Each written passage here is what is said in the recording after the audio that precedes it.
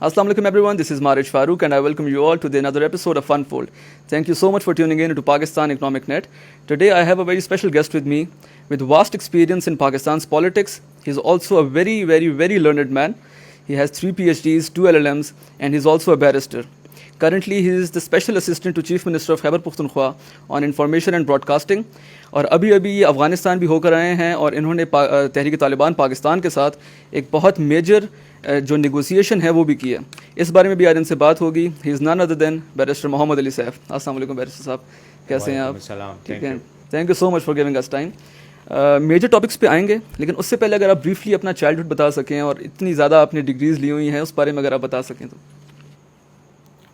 میرا چائلڈہڈ انتہائی غیر ذمہ دار بچے کی طرح چائلڈہڈ تھا.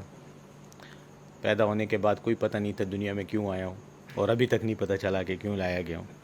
تو بس یہی چائلڈہڈ ہے. کیا اس کے بارے میں آپ کو بتاؤں؟ جنرل جس طرح پاکستانی ایک عام بچے کا, مڈل کلاس بچے کا چائلڈہڈ ہوتا ہے, بس تعلیم اور امتحان اور والدین کی ڈانٹ اور یہی چیز. جی نہیں, لیکن چائلڈہڈ کے بارے میں اس لیے پوچھ رہا ہوں کیونکہ آپ جب بڑے ہو رہے تھے تو تب کا پاکستان کافی ڈفرینٹ تھا آج کے پاکستان سے. ضیاء کا دور تھا, ایک مائنڈ سیٹ جو یوتھ کا تھا اس وقت ذرا ڈفرینٹ ہوتا تھا. آج کل کا جو یوتھ ہے اس کا مائنڈ سیٹ ڈفرینٹ ہے. تو اس وقت کے یوتھ اور آج کے یوتھ میں آپ کیا ڈفرینس دیکھ رہے ہیں؟ تب کے پاکستان اور آج کے پاکستان میں آپ کو کیا فرق نظر آتا ہے؟ نیچرلی ٹائم کے ساتھ ساتھ تبدیلیاں, سماجی تبدیلیاں آتی ہیں, ساتھ میں پھر ان سماجی تبدیلیوں کا اثر انسان کی انفرادی زندگی اور سوچ اور شخصیت پر بھی پڑتا ہے. تو یقیناً ہمارے دور کا پاکستان, بلکہ ہمارے دور کی دنیا ڈیفرنٹ تھی اور یہ دور ڈیفرنٹ ہے. فرق بہت ہے. میں نے سمجھتا ہوں کہ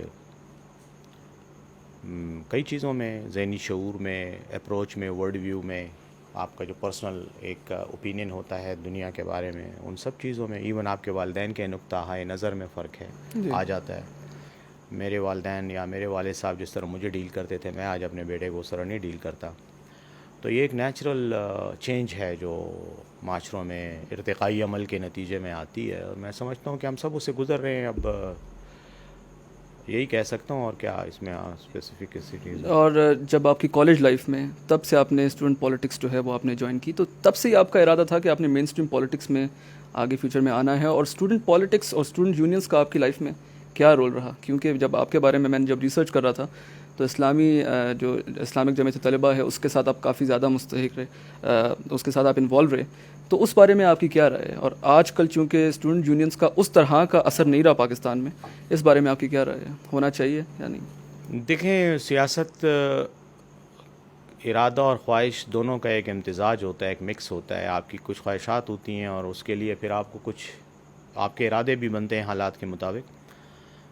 تو پالیٹکس میرے زمانے میں ہمیشہ یونیورسٹی اور کالج سے شروع ہوتی تھی. اس کی وجہ یہ تھی کہ اسٹوڈنٹ یونینز تھیں, اسٹوڈنٹ تنظیمیں تھیں, تو ہمیں ایک پولیٹیکل ماحول مل جاتا تھا. اور یقیناً میرے دور میں جب میں کالج میں آیا تو اسلامی جمعیت طلبہ بھی تھی, پیپلز فرنٹ فیڈریشن بھی تھی, باقی تنظیمیں بھی تھیں. کچھ سیکولر تھے, کچھ لیفٹسٹ تھے, کچھ رائٹسٹ تھے. تو میں اسلامی جمعیت طلبہ میں آیا جس کو ایک رائٹسٹ, دائیں بازو کی تنظیم سمجھا جاتا تھا. اور مجھے اس کا جو ایلیمنٹ یا عنصر جس نے میرے دلچسپی کو بڑھایا, وہ ان کا ایک انقلابی جو ایک طریقہ کار تھا. لائک اسلامی انقلاب کا ایک تو ان کا وہ تھا, ایک سلوگن بھی تھا. اور دوسرا یہ تھا کہ ہمارے دور میں نظریاتی سیاست بہت عروج پر تھی. اس میں جیسے میں نے بتایا لیفٹسٹ, رائٹسٹ, سوشلسٹ, اسلامسٹ اور یہ سب کچھ تھے, کنزرویٹیوز اور لبرلز. تو مجھے جس چیز نے اٹریکٹ کیا وہ ان کا اسلامک ریولوشنری جو آئیڈیالوجی تھی. اور اس وقت ہمارے دور کے پھر کچھ معروضی حالات ایسے تھے کہ جس میں یہ چیزیں ریلیونٹ تھیں. ایران میں اسلامک ریولوشن امام خمینی کی سربراہی میں آیا تھا. اس کے علاوہ اسی سال کے آخر میں افغانستان میں سوویت فوجوں کی جارحیت ہوئی.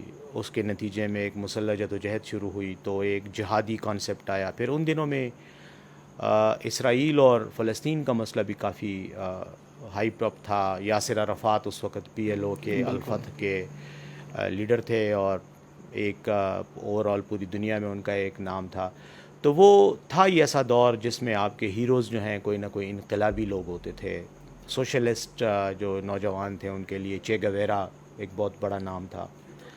تو یہ چیزیں تھیں جس سے آپ متاثر ہوتے تھے اور وہ آپ کو ہٹ کرتی تھیں, کک دیتی تھیں یہ چیزیں.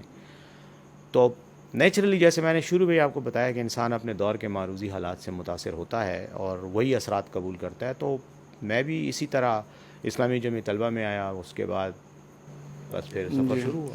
اسٹوڈنٹ پالیٹکس جو ہے اب تو پاکستان میں بالکل ہی آپ کو پتہ کافی جگہوں پہ اس کا رجحان بھی بڑا کم ہے, گورنمنٹ کی طرف سے بھی کچھ روک ہے اس کے اوپر. میں یہ فیل کرتا ہوں اور میں آپ سے بھی پوچھنا چاہوں گا کہ جب تک اسٹوڈنٹ یونینز ایکٹیو تھی پاکستان کے پالیٹکس میں, ہم لوگوں کو ہمیشہ سے پاکستان کی مین اسٹریم پالیٹکس میں ایک بہت اچھے رہنما لیڈرز جو ہیں وہ ہم لوگوں کو ملتے تھے.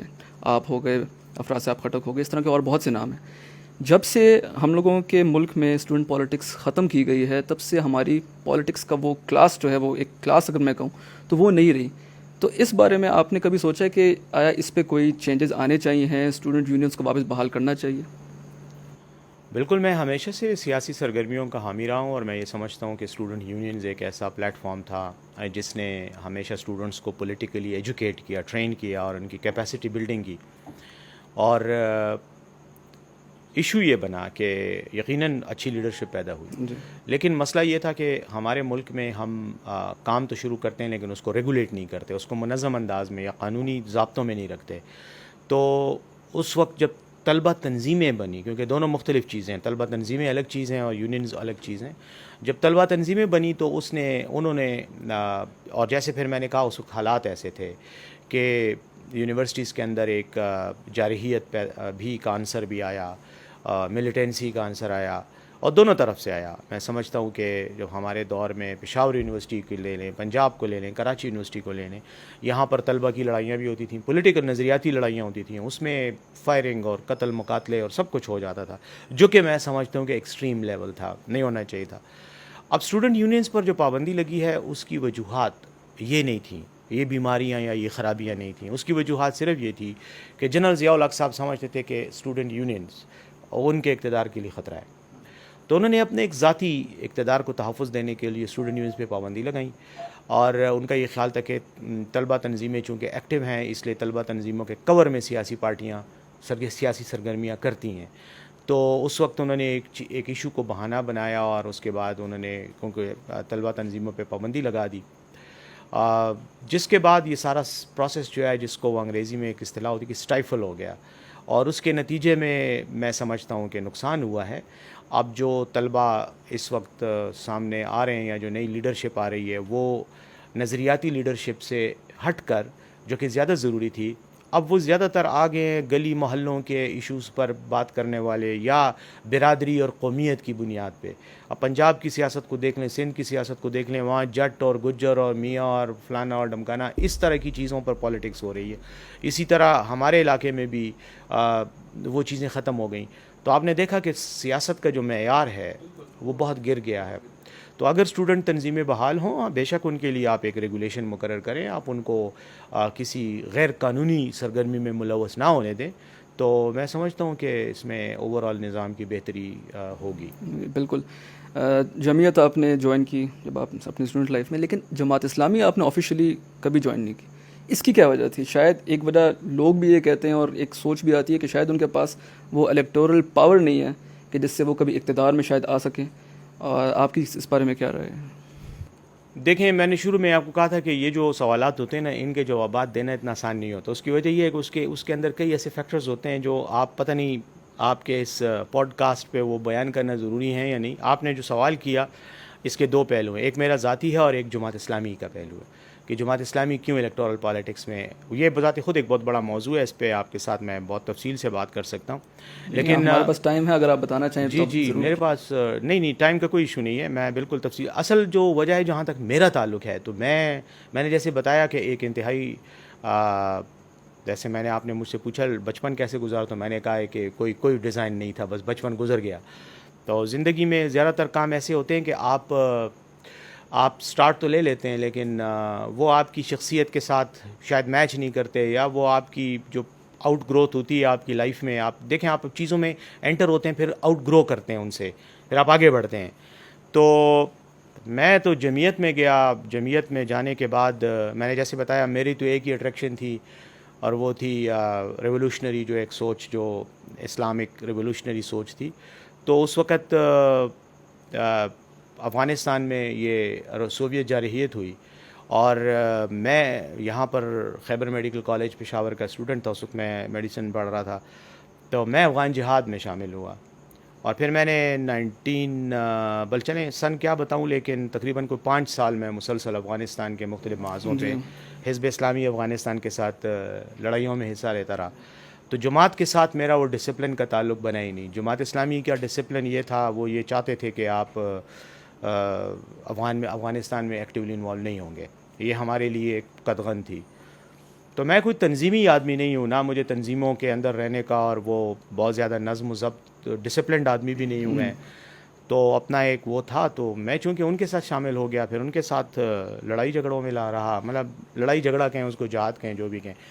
تو الٹیمیٹلی جماعت کے ساتھ میرا اتنا ربط نہیں رہا. اسلامی جمع طلبہ کے ساتھ تو رہا. جب میں یہاں سے فارغ ہوا تو فوراً ہی میں یو کے چلا گیا. یو کے میں پھر جماعت کے ساتھ نہیں تھا, پھر میں اور ایکٹیویٹیز میں وہاں انوالو رہا.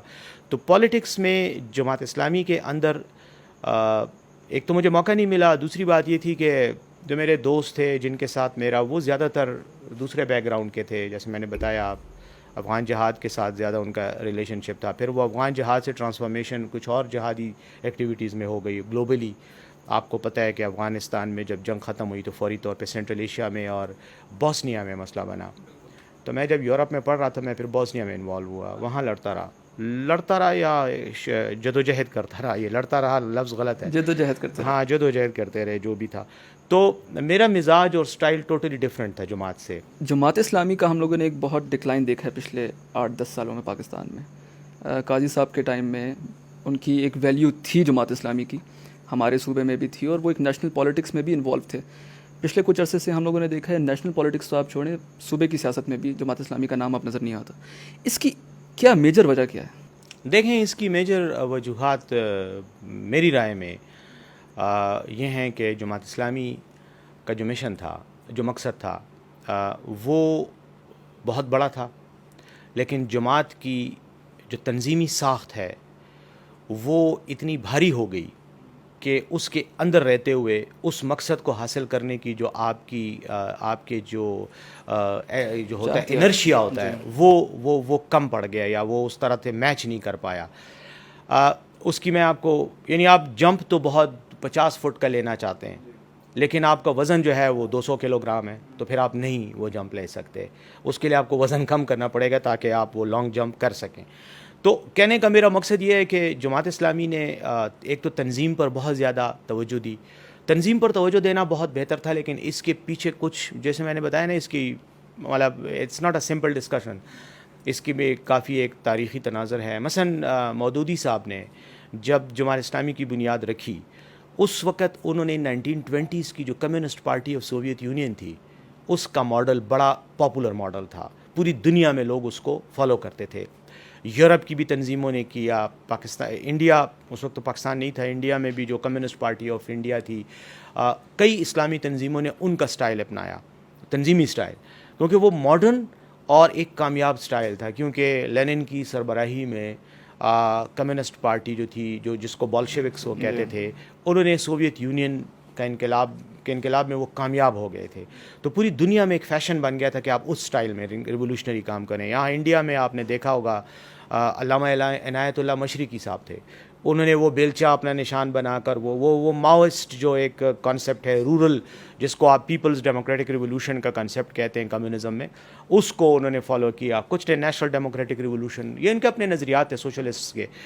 اس ماڈل پر جماعت اسلامی بنائی گئی. اب وہ اس ماڈل میں آپ ایک خاص حد تک تو کام کر سکتے ہیں, لیکن پاکستان بننے کے بعد ٹوٹلی حالات چینج ہو گئے. اور جماعت بذات خود میں سمجھتا ہوں بہت بڑا پوٹینشیل رکھتی تھی, لیکن جماعت شاید پاکستان میں ناکام ایگزیکٹلی انہی بنیادوں پہ ہوئی. اور یہ میں ایسی بات کر رہا ہوں, شاید لوگوں کو یہ بری بھی لگے, کچھ لوگوں کو اختلاف بھی ہو. میں سمجھتا ہوں کہ جماعت پاکستان میں انہی بنیادوں پر اسلامی انقلاب لانے میں ناکام ہوئی جن وجوہات کی بنا پر سوشلسٹ انقلاب پاکستان میں ناکام ہوا. حالانکہ یہ دو مختلف متضاد چیزیں تھیں, ایک دوسرے کے خلاف یہ لڑتے رہے, لیکن سوشلزم بھی ایک بڑا ڈیولپڈ نظریہ تھا. فکری لحاظ سے, نظریاتی لحاظ سے وہ ایک بڑا گہرا اور بڑا جس کو میں کہتا ہوں انٹلیکچولی ڈیولپڈ نظریہ تھا. جماعت اسلامی کا جو اسلامی انقلاب کا نظریہ تھا یہ بھی ایک گلوبل نظریہ تھا اور بڑا ڈیولپڈ نظریہ تھا. یہ روایتی اسلام سے ہٹ کر تھا. اس میں آپ جو مولویوں کا پیش کردہ اسلام ہے اس کی کوئی گنجائش نہیں تھی. یہ ایک انقلابی جدید طرز پر اسلام کے اصولوں کے مطابق سیاسی, سماجی اور ثقافتی انقلاب کا میسج تھا. مذہبیت اس میں کم تھی, انقلابیت اس میں زیادہ تھی, اور یہی وہ اٹریکشن کا پوائنٹ تھا جو پڑھے لکھے لوگوں کو اٹریکٹ کرتا تھا. اور اسی لیے آپ کو یونیورسٹیز, کالجز میں زیادہ تر پڑھے لکھے لڑکے یا لڑکیاں جماعت اسلامی میں نظر آتی تھیں. دوسری طرف بھی یہی مسئلہ تھا کہ سوشلزم کا نظریہ بڑا ڈیپ نظریہ تھا. آج بھی کارل مارکس کے نظریات کو آپ پڑھیں تو آپ کا دماغ ہل کے رہ جاتا ہے کہ کتنا گہرائی میں جا کر اس نے انسانی تاریخ اور انسانی معاشروں کو سمجھا تھا اور پھر اس نظریے کی بنیاد رکھی. لیکن انڈیا میں کیوں ناکام ہوا یا پاکستان میں؟ اس کی وجہ یہ تھی کہ یہاں پر آپ کی عوام کی سطح جو ہے ذہنی وہ بہت کم ہے. یہاں پر مذہب کو بھی نہیں سمجھا جا رہا, دین کو اس تناظر میں سمجھا ہی نہیں جاتا جس تناظر میں دین آیا تھا. دین کو بھی ایک روایت کے انداز میں, ثقافتی چیز کے, سماجی جو رسوم اور رواج ہوتے ہیں ان کی شکل میں لیا جاتا ہے. اور اگر آپ کسی سے پوچھیں کہ آپ یہ کیوں کر رہے ہو تو اس کو بھی جی ہمارے ماں باپ کرتے تھے یا ہمارے تو مولوی صاحب نے بتایا. خود کوئی کانسیپٹ نہیں ہے. یعنی یہ جو چیز ہے, یہ شعوری جو گہرائی ہے وہ آپ کی اس رویے میں نہیں تھی. جماعت اسلامی نے اس پر زیادہ فوکس کیا, تو یہی ریزن رہا کہ پڑھے لکھے لوگوں میں تو جماعت کی سپورٹ بہت بڑی اور تھی بھی, لیکن نچلا طبقہ وہ نہیں تھا, اس طرح تیار نہیں تھا یا وہ سمجھ ہی نہیں پاتے تھے. وہاں پر مولوی صاحبان نے یہ پروپیگنڈا بھی کر دیا کہ جی مودودی صاحب تو یہودیوں کے ایجنٹ ہیں, امریکہ کے ایجنٹ ہیں. اچھا, اب عام لوگوں نے نہ مودودی صاحب کی کتابیں پڑھی تھیں, نہ ان کو پڑھنی آتی تھی, نہ وہ پڑھنے کا وقت تھا, نہ موڈ تھا, نہ مزاج تھا. تو آٹومیٹیکلی انہوں نے یہی بات سنی تھی جو مسجد کا مولوی جو ان کو خطبے میں بتا رہا ہے, اور یہ سمجھتے یہ تو مودودی ہے. تو کئی بار جب ہم ان کے ساتھ ہوتے, جب میں اسلامی جمع طلبہ میں تھا تو یہ وزیرستان اور ان علاقوں میں میرے دوست مجھے کہتے ہیں تم تو مرتد ہو, تم تو مودودی کو مانتے ہو, تو تم تو مرتد ہو, اسلام سے تو تم ہٹ چکے ہو. یہ ایسی حالات میں, ان حالات میں اور اس سچویشن میں آپ ایک فکری نظریے کے لیے کامیابی کی جو امیدیں ہوتی ہیں یا جو آپ کا ایک ریشو ہوتا ہے وہ بہت کم پڑ جاتا ہے. ایک دوسری بات یہ کہ جماعت اسلامی نے وقت کے ساتھ ساتھ اپنے آپ کو ڈھالا نہیں ہے. میں سمجھتا ہوں کہ جماعت اسلامی نے جو طریقہ کار انقلاب کا اپنایا تھا, طریقہ کار کو وقت کے ساتھ ساتھ تبدیل کرنا چاہیے تھا, وہ انہوں نے نہیں تبدیل کیا. اور ایک اور سب سے بڑی خامی جو جماعت اسلامی کے اندر پیدا ہوئی وہ یہ تھی کہ جماعت اسلامی کے اندر ایک خاص مزاج ڈیولپ ہوا, اور وہ ڈیولپ کے بعد وہ سیچوریٹ ہو کر وہ ایک جس کو کہتے ہیں نا سیگمنٹیشن کا جو پروسیس ہوتا ہے کہ ایک چیز جم جاتی ہے, سخت ہو جاتی ہے, اس کے اندر یہ ہوا. اور اس کا نتیجہ یہ نکلا کہ وہ جو سرکل آیا جماعت میں, اس نے پھر اور لوگوں کو, ڈفرینٹ مزاج کے لوگوں کو قبول کرنے سے انکار کر دیا. تو لوگ آتے تھے جماعت میں, لیکن جماعت کے اندر داخل ہو کر نظم کا حصہ یا تنظیم کا یا فیصلہ سازی میں ان کا کوئی رول نہیں تھا. آج بھی جماعت اسلامی کا سب سے بڑا ڈائلیما یہ ہے کہ وہ آپ کو چاہے بہت قابل آپ ہوں, بہت پڑھے لکھے ہوں, بہت آپ کو سیاسی تجربہ ہو, آپ ان کے ٹکٹ پہ شاید الیکشن تو لڑ سکیں لیکن ان کی تنظیم میں آپ نہیں جائیں گے. وہاں فیصلہ سازی میں آپ کا رول کم, وہاں فیصلہ سازی میں وہی ہوگا جو 20 سال 40 سال پہلے جماعت کا کارکن ہو کر اور پھر رفیق بن کر اور پھر جو ہے اوپر جو ہے رکن بنا ہے آج, اس کو اختیار ہوگا چاہے اس کا کوئی ایکسپوجر دنیا کا نہ ہو.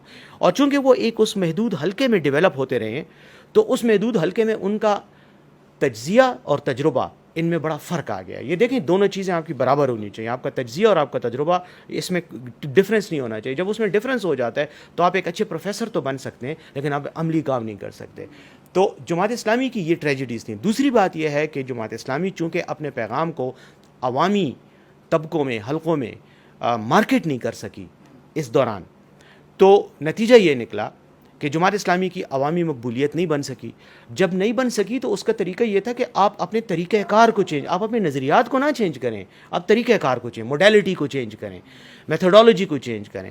میتھڈولوجی کو چینج کرنے کی بجائے انہوں نے کیا کیا, جماعت اسلامی نے اوور آل ایک ڈیفینسو پوسچر اپنا لیا, دفاعی نقطۂ نظر پہ چلے گئے. اور وہ کیا ہوا کہ جماعت اسلامی کے اندر یہ تھا کہ اسلام جو ہے اس میں، اور یہ مودودی صاحب کا اور اسلام کے بڑے بڑے اسکالرز کا یہ کہنا ہے کہ اسلام میں ملائیت ہی نہیں ہے.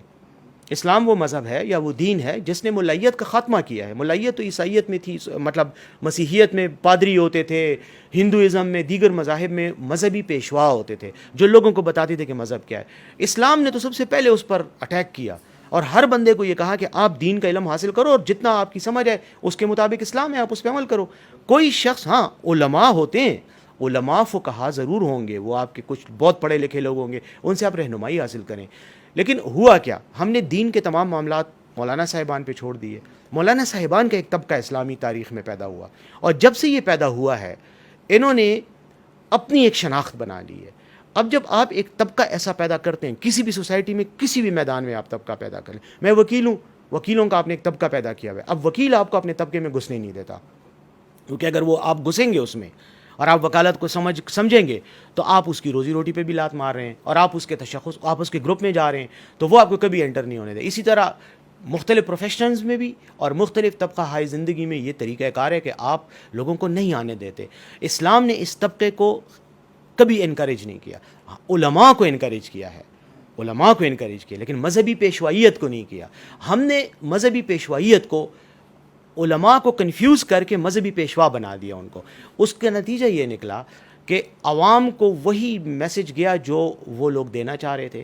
اسلام کا وہ میسج جو عوام کے سمجھنے کے لیے تھا وہ اس طرح سے عوام تک نہیں پہنچا. بالکل. اچھا رزلٹ، کیونکہ اسلام کے بارے میں ایک بات آپ کو بتاؤں، اسلام جاہلوں کا مذہب نہیں ہے.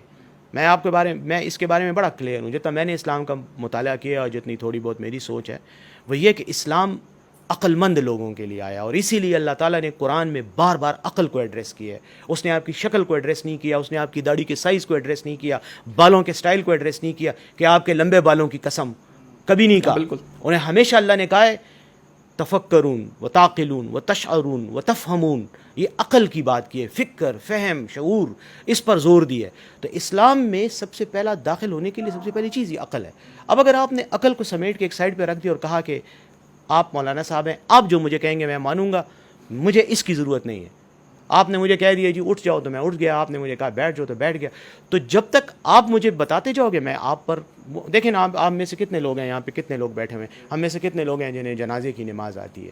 چلے نماز نہیں بھی آتی اس کا ترجمہ کسی کو نہیں آتا، ٹھیک ہے، کیونکہ ہمارے لیے ہم نے یہ کیوں کیا، ہم نے اس لیے کیا کہ ہم نے کہا یار مولوی صاحب کریں گے نا، جب جنازے کی ضرورت ہوگی وہ کرے گا، نکاح کی ضرورت ہوگی مولوی کو بلا کے اس کو لیکن اس مٹھائی کھلائیں گے اور وہ جنازہ پہ تو ہماری حکومتوں کا بھی نہیں میں آتا ہوں. دیکھیں حکومتوں نے تو ہمیشہ ہی کیا، ملائیت کا جو طبقہ ہے یہ پیدا ہی حکومت نے کی ہے.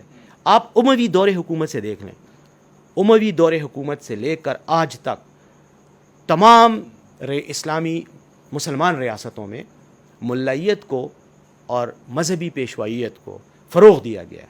کیونکہ بادشاہ جو چاہتا تھا عوام تک پہنچانا وہ کیسے کرتا تھا، وہ مسجد میں خطبہ دلواتا تھا، اور جب مسجد میں بادشاہ یا خلیفہ کے نام کا خطبہ دیا جاتا تھا تو لوگ کہتے تھے جی یہ تو مولوی صاحب جب کہہ رہے تھے اس کا مطلب ہے یہ ہمارا لیجیٹیمیٹ بادشاہ ہے. اس کے بعد اس کو فالو کرتے تھے. اور یہی طریقہ کار ایگزیکٹلی رومن کیتھولک پوپ نے عیسائیت میں، مسیحیت میں یہی طریقہ کار تھا. انوائنٹمنٹ آف دا مونارک یا کنگ، جس طریقہ کار کو کہتے تھے کہ وہ روم سے جو ہے پاپائے روم ایک پانی بھیجتا تھا جو مقدس پانی ہوتا تھا، اور پیشوا جا کے بادشاہ پہ چھڑکتا تھا دربار میں. اس کا مطلب ہے کہ اس بادشاہ کو پوپ کی سرپرستی مل گئی ہے، اب یہ بادشاہ ہے اور یہ عیسائی مذہب کا مطلب لیڈر ہے. اور اس کی کے نتیجے میں، اور جس کو وہ کہتے تھے آپ کیوں بادشاہ کو ذل سبحانی کہتے ہیں، اللہ کا سایہ. ہمارے مسلمان بادشاہوں میں، میں خلفائے راشدین کی بات نہیں کر رہا، ان کے بعد جو ملوکیت آئی تو اس میں جی یہ ذل سبحانی کا کیا مطلب ہوا، اللہ کا سایہ. تو وہ اللہ کا سایہ کہاں سے ہو گیا؟ کیونکہ آپ کو مولوی صاحب نے کہا کہ جی یہ اللہ کا سایہ ہے اور یہ اللہ جو ہے دنیا میں حکومت ان کے ذریعے کر رہا ہے، آپ ان کی بات مانیں تو لوگ مانتے تھے. تو ہمیشہ سے یہ رشتہ رہا ہے دونوں میں. اب ہوا کیا، ہماری یہ جماعت کی بات پہ آتا ہوں، ایسے تو یہ بحث 2 دن تک چلتی رہے گی. اس میں ایک جو سب سے بڑا مسئلہ ہمارا بنا کہ جماعت اسلامی فیل ہوئی عوام کو انقلابی میسج کی ترسیل میں. جب ترسیل نہیں ہو سکی تو جماعت اسلامی بجائے اس کے کہ اپنے طریقہ کار پہ غور کرتی، جماعت اسلامی نے دفاعی طریقہ کار اپنا لیا. وہ جا کر ملائیت سے مروب ہو گئے. اب میں یہ بتاتا ہوں آپ کو کہ یہ سلسلہ کہاں سے شروع ہوا؟ یہ سلسلہ قاضی حسین احمد صاحب کے دور سے شروع ہوا. قاضی صاحب بڑے پڑھے لکھے آدمی تھے, بڑے جغرافیہ میں انہوں نے MS کیا ہوا تھا, بڑے اچھے شاعر کیا کہتے ہیں شاعری کو بڑا پسند کرتے تھے. کئی شعراء کے اشعار ان کو یاد تھے, اور ریولوشنری اشعار فیض احمد فیض اور ان لوگوں کے. لیکن قاضی صاحب کے دور میں نے دیکھا کہ جماعت اسلامی جو ہے وہ ایک اسلامی انقلابی تحریک سے اسلامی مذہبی تحریک کی طرف آئی, اور اس نے آ کر وہ پورا تشخص ہی چینج کر دیا. میں دیکھتا تھا جب ہم یونیورسٹیز میں ہوتے تھے, اور یہ باتیں میں بالکل کھل کے اس لیے کر رہا ہوں کہ میرے خیال میں عوام کو پتہ ہونا چلنی چاہیے. جب ہم یونیورسٹیز میں ہوتے تھے, جس طرح آپ کے کپڑے ہیں, آپ نے ویسٹرن کپڑے پہنے ہوئے, ہم بھی یہ ویسٹرن کپڑے پہنتے تھے, لیکن جمعیت میں بھی تھے, افغان جہاد میں لڑتے بھی تھے. مسئلہ کیا بنا ہمارے دور کے بعد؟ جب اس طرح کے کپڑے پہن کے آپ آتے تھے تو یہ آپ سمجھ لیں کہ جماعت اسلامی میں اب آپ کی جگہ نہیں ہے.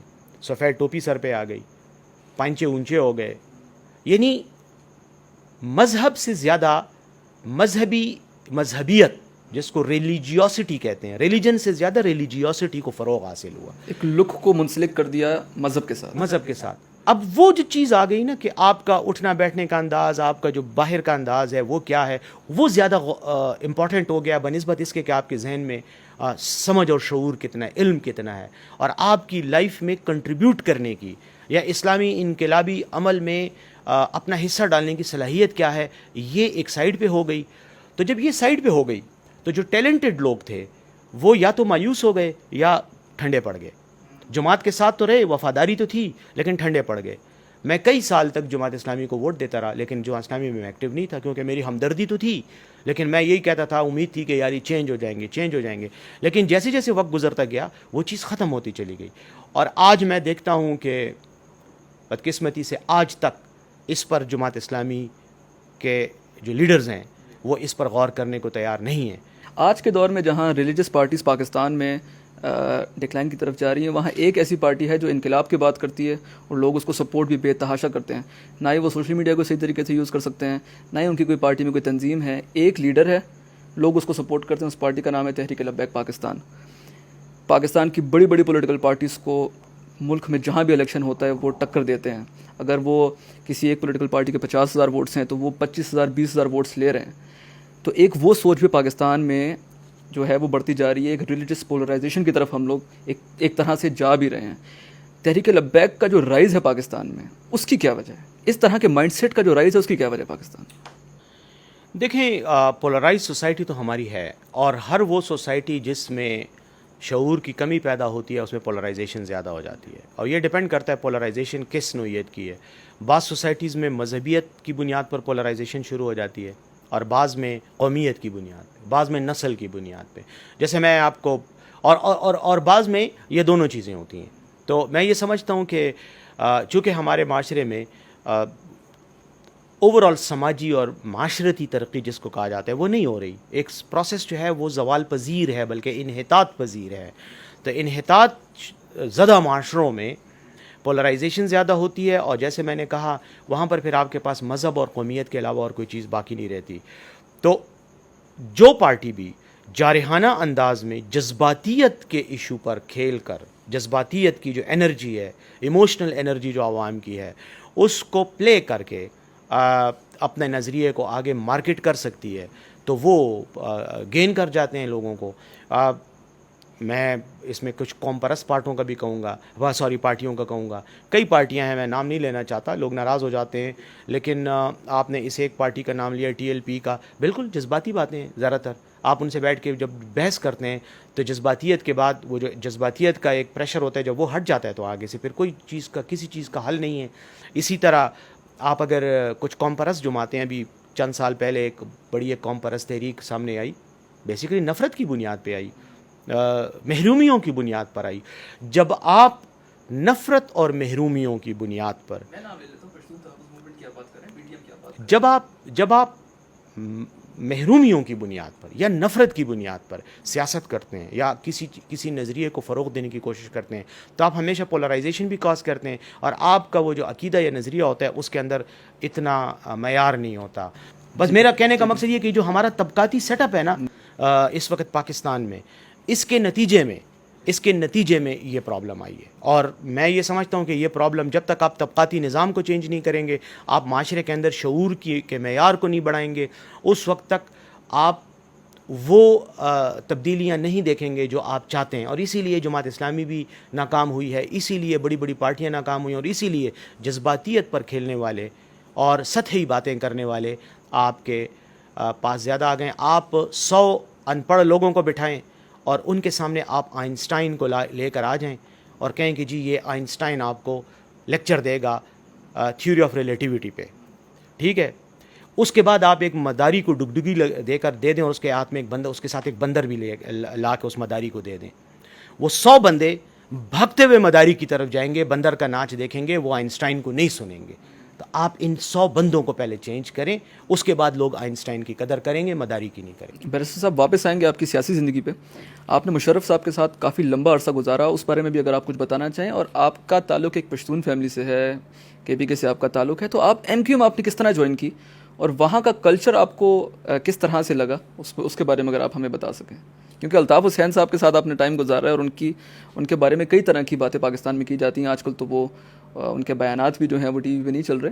تو ان کے ساتھ آپ نے کیسا وقت گزارا؟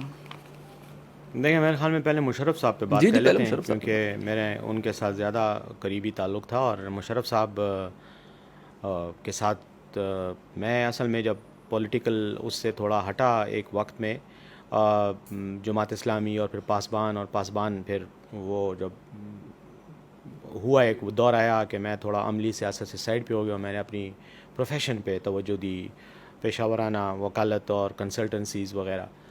تو اس وقت مشرف صاحب کا دور حکومت تھا, اور مشرف صاحب پریزیڈنٹ تھے, آرمی چیف بھی تھے. تو ان کے ساتھ میرا تعلق بنا. تعلق کیسے بنا وہ بھی ایک لمبی کہانی ہے, بہرحال اس میں کیا تفصیلات میں جاؤں گا, لیکن بہرحال تعلق بن گیا. تو تعلق بنا تو پھر ان کے قریب میں ہوا ایک پروفیشنل اور ایک اس طرح کی ایسوسیشن تھی ان کے ساتھ. پھر انہوں نے مجھے میں ان کا ایڈوائزر ہی تھا تقریباً, اور ان کے ساتھ میں لیگل ایشوز پر اور ان چیزوں پر میں ان کے ساتھ انٹریکٹ کرتا تھا. مشرف صاحب کو مجھے بڑے ان کی شخصیت میں بڑی ایک وہ تھی, ایک اٹریکشن بھی تھی, بڑے مطلب تعلق رکھنے والے, تعلق نبھانے والی شخصیت تھی. اور پاکستان کے بارے میں ان کے کانسیپٹس بڑے کلیئر تھے کہ پاکستان سے محبت, پاکستان سے جو ایک حب الوطنی کا جو جذبہ ہے وہ بہت زیادہ تھا. تو یہ کچھ چیزیں تھیں. اس کے بعد ان کے ساتھ میں رہا. اس کے بعد اس دور میں کئی ٹرموائلز آئے. انہوں نے ایک تحریک بنائی, ایک ادارہ بنایا, نیشنل والنٹیئر موومنٹ, قومی رضاکار تحریک کے نام سے. تو مجھے اس کی ذمہ داری بھی دی. میں ڈپٹی چیئرمین بنا اس کا, اور تمام اس کو میں نے ڈیولپ کیا. اس میں یہی نوجوان جو طالبات اور نوجوانوں کو زیادہ تر جتنے بھی تھے, کالجز یونیورسٹیز کے بھی اور باہر کے بھی, ان کو آرگنائز کیا, ان کو ٹرین کرتے تھے. اور ہم یہ جو ایمرجنسی اور حادثات وغیرہ, قدرتی آفات, اور اس میں ہم ان کو استعمال کرتے تھے. بہت بڑا ایک اچھا وہ تھا, میں سمجھتا ہوں ایک کوشش تھی. اس کے بعد 2007 میں افتخار چودھری چیف جسٹس جو تھے, ان کے ساتھ اختلافات پیدا ہوئے اور ان کو ہٹایا گیا. تو اس تحریک میں بھی میں مشرف صاحب کے ساتھ ہی تھا, اور میں نے پورے پاکستان کے وکلاء جو ہیں وہ افتخار چودھری کی طرف تھے, میں مشرف صاحب کے ساتھ تھا.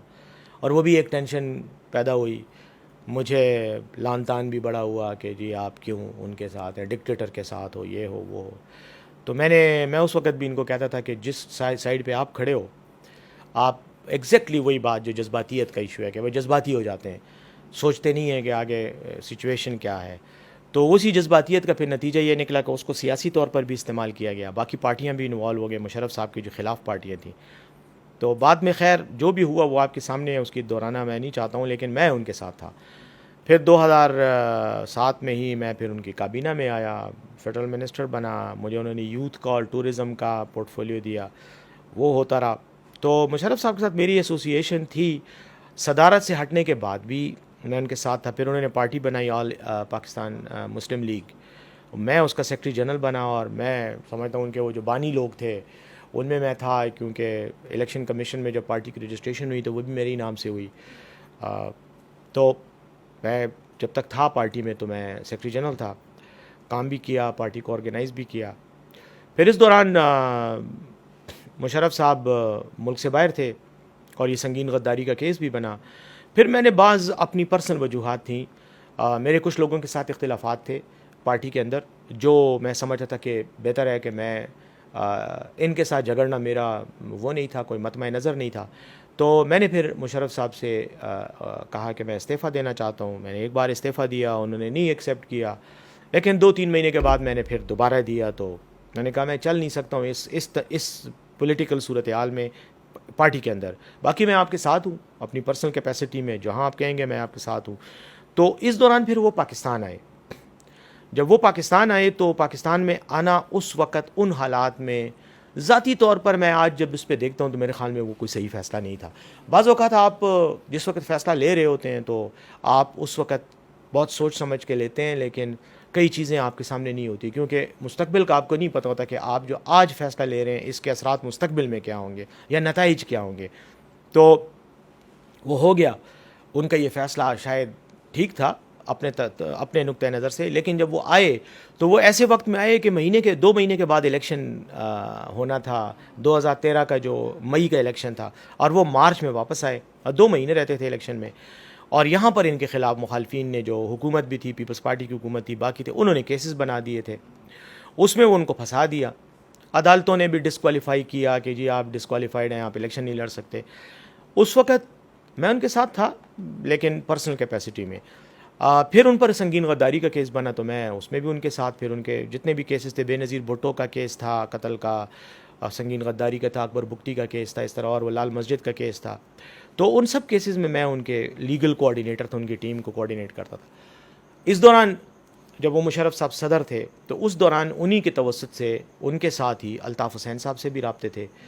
ایم کیو ایم چونکہ حکومت کی اور مشرف صاحب کی اتحادی جماعت تھی اس وقت، تو ایم کیو ایم کے جو بڑے تھے ڈاکٹر فاروق ستار صاحب، خالد مقبول صدیقی، اور یہ جتنے بھی لوگ تھے، ان کے ساتھ میرا بھی اچھا تعلق تھا، سلام دعا بھی تھی.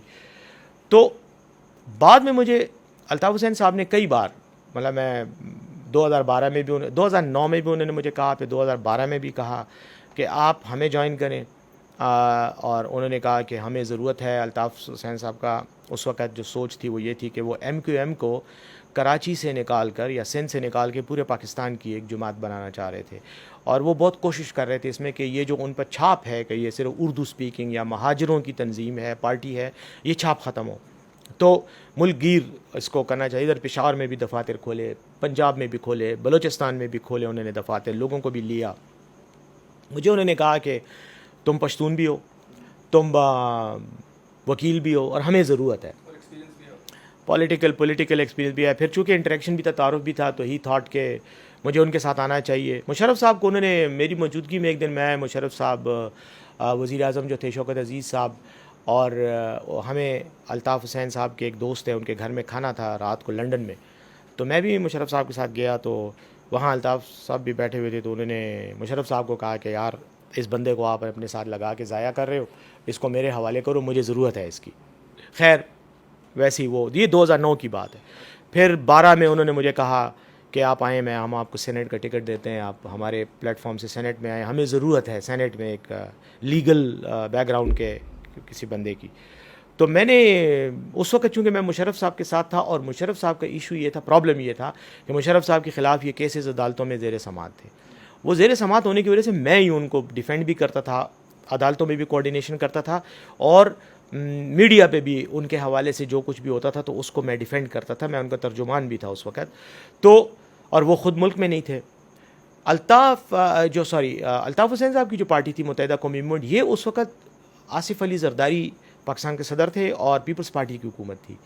تو پیپلز پارٹی کی حکومت کے ساتھ ہوتے ہوئے اگر میں ایم کیو ایم جوائن کرتا تو پھر کئی کیسز میں مجھے مشرف صاحب کا دفاع کرنا یا ان کی ترجمانی کرنا میرے لیے مسئلہ بنتا، کیونکہ وہ پھر حکومتی پالیسی کے خلاف ہوتا.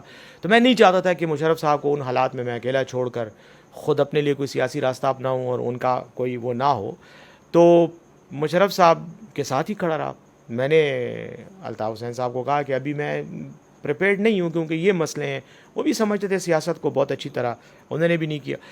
2013 میں جب مشرف صاحب کے خلاف کیسز شروع ہوئے اور میں نے پارٹی سے استعفیٰ بھی دیا تو اس وقت میں کسی پارٹی میں نہیں تھا. تو ایک دن الطاف بھائی کی بات ہو رہی تھی مشرف صاحب سے اسلام آباد میں, اور اس وقت ان کا وہ سنگین غداری کے مقدمہ چل رہا تھا, کافی ہائپ ہوتی تھی. تو بات کر رہے تھے تو انہوں نے, میں بھی تھا, تو انہوں نے کہا کہ یار اس کو میرے ساتھ اٹیچ کریں, میں ان کو اپنے ساتھ رکھنا چاہتا ہوں. آپ کا جو مقدمے ہے وہ کرتا رہے گا, لیکن پولیٹیکلی میرے ساتھ اس کو اٹیچ کریں. پھر مجھے مشرف صاحب نے کہا کہ آپ بہتر ہے, میرا بھی یہ خیال ہے کہ تم ادھر جاؤ اور ایم کیو ایم میں جاؤ, تمہارا ایک پولیٹیکل کیریئر بھی ہے, تم نے اتنی انویسٹمنٹ کی ہے وقت کی, تو آپ آ جاؤ. تو میں مشرف صاحب کی اجازت سے, ان کے کہنے سے, ان کے مشورے سے اور ان کی مرضی سے اور الطاف حسین صاحب سے یہ ساری باتیں کلیئر کر کے میں ایم کیو ایم میں شامل ہوا. پھر آپ نے تحریک انصاف جوائن کی, and I was listening to your interview somewhere, جہاں آپ نے کہا کہ جب میں نے تحریک انصاف جوائن کی تو میں نے سب سے پہلی بات یہ بولی تھی کہ میں انفارمیشن منسٹر کے پی کے کا نہیں بننا چاہتا. And Fawad Chaudhry was the one who told Imran Khan کہ ان کو انفارمیشن منسٹر کے پی کا بنایا جائے. کے پی کا انفارمیشن منسٹر نہ بننے کی خواہش کیوں تھی؟ بہت مشکل صوبہ ہے اس کو ریپرزینٹ کرنا, اس کو ڈیفینڈ کرنا, یا ایسی کیا وجوہات ہے جس کی وجہ سے آپ چاہ رہے تھے کہ میں انفارمیشن ڈپارٹمنٹ سے ذرا دور ہی رہوں؟ خان صاحب سے میری ملاقات ہوئی تو خان صاحب نے مجھے کہا کہ میں چاہتا ہوں کہ تم کے پی میں ہمارے لیے کام کرو. میں نے کہا جی ٹھیک ہے, مجھے کام پہ کوئی وہ نہیں ہے, میں مرکز میں بھی ہوں, حالانکہ میری رہائش اسلام آباد میں, میں وہیں تھا. تو انہیں کہا کہ آپ نے یہاں کام کرنا ہے. اس میں یہ ہوا کہ فواد چودھری چونکہ میرا پرانا تعلق ہے, دوست ہے بہت عرصے سے, مشرف صاحب کے ساتھ بھی ہم ساتھ ہی تھے, تو فواد چودھری کو پتہ نہیں کہاں سے خیال آیا, اس نے خان صاحب کو کہا کہ سر یہ اس کو کے پی میں ہمیں وہاں ضرورت ہے, اور اطلاعات کا اس نے کہا. تو مجھے اطلاعات سے مطلب کوئی دلچسپی نہیں تھی. اس کی وجہ میں بتاتا ہوں, لیکن میں نے اس وقت کہا, میں نے خان صاحب, لیکن بہرحال اب ظاہر ہے وہ پارٹی کے بڑے ہیں, لیڈر ہیں, تو جب انہوں نے کہہ دیا کہ نہیں تمہیں یہی کام کرنا ہے, تو پھر میرے پاس وہ انکار کی تو وہ نہیں تھی, تو نہ مجھے انکار کرنا چاہیے تھا. انہوں نے سمجھا کہ کرو, تو بھائی میں نے کہا ٹھیک ہے. لیکن ایشو یہ تھا کہ میں نے کیوں یہ بات, اور کوئی وجہ نہیں تھی. میڈیا کے ساتھ تو میرا انٹریکشن پچھلے کوئی 20 سال سے ہے, جب سے یہ پرائیویٹ میڈیا آیا ہے, بلکہ اس سے پہلے جب پی ٹی وی تھا تو میں بہت پی ٹی وی پہ آیا کرتا تھا. اس کے بعد آپ کو پتہ ہے, آپ کے والد صاحب کو پتہ ہے کہ جب اس زمانے میں بھی ہم پولیٹیکل ایکٹیویٹیز, تو میڈیا کے ساتھ تو آپ کا ایک واسطہ ہوتا ہی ہے, وہ میڈیا کے بغیر تو سیاست ہی نہیں ہوتی. لیکن میڈیا کا ایک مینیجیریل سائڈ جو ہے کہ حکومت کو آپ ریپرزینٹ کر رہے ہیں, پھر آپ اس کی مینجمنٹ کرتے ہیں, یہ میرے لیے تھوڑا سا ایک درد سر والا کام تھا. میرا خیال تھا کہ یہ ایک 24 گھنٹے کا کام ہے, ہر وقت آپ کو انٹریکشن کرنا پڑتا ہے. اور پھر صاف بات ہے, میں آپ کو ایک بات بتاؤں, میری ایک کمزوری ہے جس کا میں برملا اظہار کرتا ہوں, اور وہ یہ ہے کہ میں بہت بنیادی طور پر ایک موڈی آدمی ہوں. اب موڈی آدمی جو ہے نا, اگر میرا موڈ ٹھیک ہے تو میں ہر کسی کے ساتھ مل بھی سکتا ہوں, بات بھی, لیکن اگر میرا موڈ کسی وجہ سے ڈسٹرب ہے تو پھر وہ میرے لیے بڑا مشکل ہو جاتا ہے لوگوں کے ساتھ انٹریکٹ کرنا. اور بطور اطلاعات کے وزیر اطلاعات کے, یہ چیز جو ہے وہ نہیں ہونی چاہیے کہ اطلاعات کے منسٹر میں نہیں ہونی چاہیے. ہاں, اطلاعات کے منسٹر کو تو بہت عوامی, ہر وقت لوگوں کے ساتھ اٹھنا بیٹھنا, ہلا گولا, گپ شپ. اچھا, میرا پرابلم نہیں ہے لوگوں کے ساتھ ملنا جلنا, لیکن بعض اوقات چیزیں جو ہیں وہ ایسی ہوتی ہیں کہ میں پھر وہ تھوڑا سا میرے لیے مشکل ہو جاتا ہے. تو یہ بھی ایک وجہ تھی. دوسری بات یہ ہے کہ یہ بہت ہی زیادہ سٹریسفل کام ہے. جن لوگوں نے یہ ذمہ داریاں اٹھائی ہیں یا نبھائی ہیں, ان کو پتہ ہے کہ میڈیا کے ساتھ انٹریکٹ کرنا بہت مشکل کام ہے. یہ نہیں رات کو آپ کو 2 بجے بھی فون آ سکتا ہے کہ جی وہ فلاں جگہ میں یہ ہو گیا, آپ اس پہ اپنا موقف دیں. اب کچھ دن پہلے آپ کو پتہ ہے لکی مروت میں ایک واقعہ ہو گیا, تو وہ کوئی خواتین جو ہیں وہ جھولے میں بیٹھی ہوئی تھیں, اور ایک نے آ کر ان کو کوئی گالیاں شالیاں دیں, اتارا, وہ ویڈیو ان کی چل گئی. اچھا, مجھے تو نہیں پتا تھا یہ چیزیں, مطلب میرا کام ہی نہیں ہے, نہ صوبائی حکومت کا یہ ایشو ہے. تو ایک مجھے فوراً نمبر سے فون آنے لگے. میں نے فون اٹھایا, رات کو کوئی 12:30 بجے کا ٹائم تھا. میں نے اٹھایا تو کسی ایک بین الاقوامی نشریاتی ادارے کا رپورٹر, وہ جی لکی مروت میں یہ واقعہ ہوا ہے, تو آپ کی صوبائی حکومت کا اس پہ کیا موقف ہے؟ تو میں نے اس کو کہا, میں نے کہا یار یہ اگر مجھے اجازت دو کہ میں ذرا دل کی بھڑاس بھی نکال لوں. تو کہتا ہے, میں نے کہا یار رات کو 12:30 بجے تم مجھے جھولوں سے 2 لڑکیوں کے اتارے جانے پہ صوبائی حکومت کا موقف مجھ سے پوچھ رہے ہو. تو میں نے کہا مجھے یہ بتاؤ کہ صوبائی حکومت کے اس میں کیا کام ہے یار. یہ مطلب ایک چھوٹا سا واقعہ ہوا ہے, اس احمق آدمی نے غلط طریقہ کار استعمال کی ہے, ان کو पोलाइट तरीके से भी कह सकता था, और कहने की ज़रूरत भी नहीं थी यार, बुरके में हैं, कौन सी कोई वहाँ पे, और वो है भी ख़वातीन का, शायद वो जगह भी ऐसी थी। और फिर वो पुलिस ने उसके खिलाफ एक्शन भी ले लिया, केस भी रजिस्टर हो गया, थाने में भी उसके साथ जो भी कार्रवाई करनी थी वो कर दी। अब इसके बाद सूबाई हुकूमत के क्या मौक़िफ़ होना है इस पर? तो मैंने कहा यार ये तुम लोग भी कुछ देखा करो।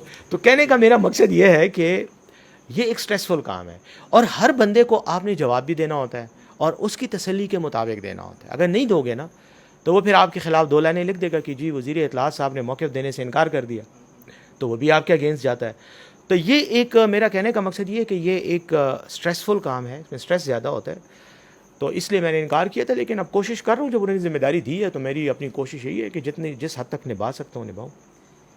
अब आते हैं अब आपके अफ़गानिस्तान के ट्रिप पे। आप अफ़गानिस्तान गए, आपने तहरीक तालिबान पाकिस्तान के साथ उधर मुज़ाकरात किए, और आप उधर पहुँचे ही थे कि पाकिस्तान में काफ़ी पॉलिटिशियंस और आपकी अपनी पार्टी के भी कुछ लोग, मुराद सईद साहब पिछले 2 हफ्ते से सोशल मीडिया पे अपना एक व्लॉग बनाते हैं और उसमें ये कह रहे हैं कि ऐसे क्या मुज़ाकरात हुए हैं, डील क्या हुई है कि हमारे इलाके में फिर से तालिबान जो हैं उनको आने की इजाज़त दे दी गई है।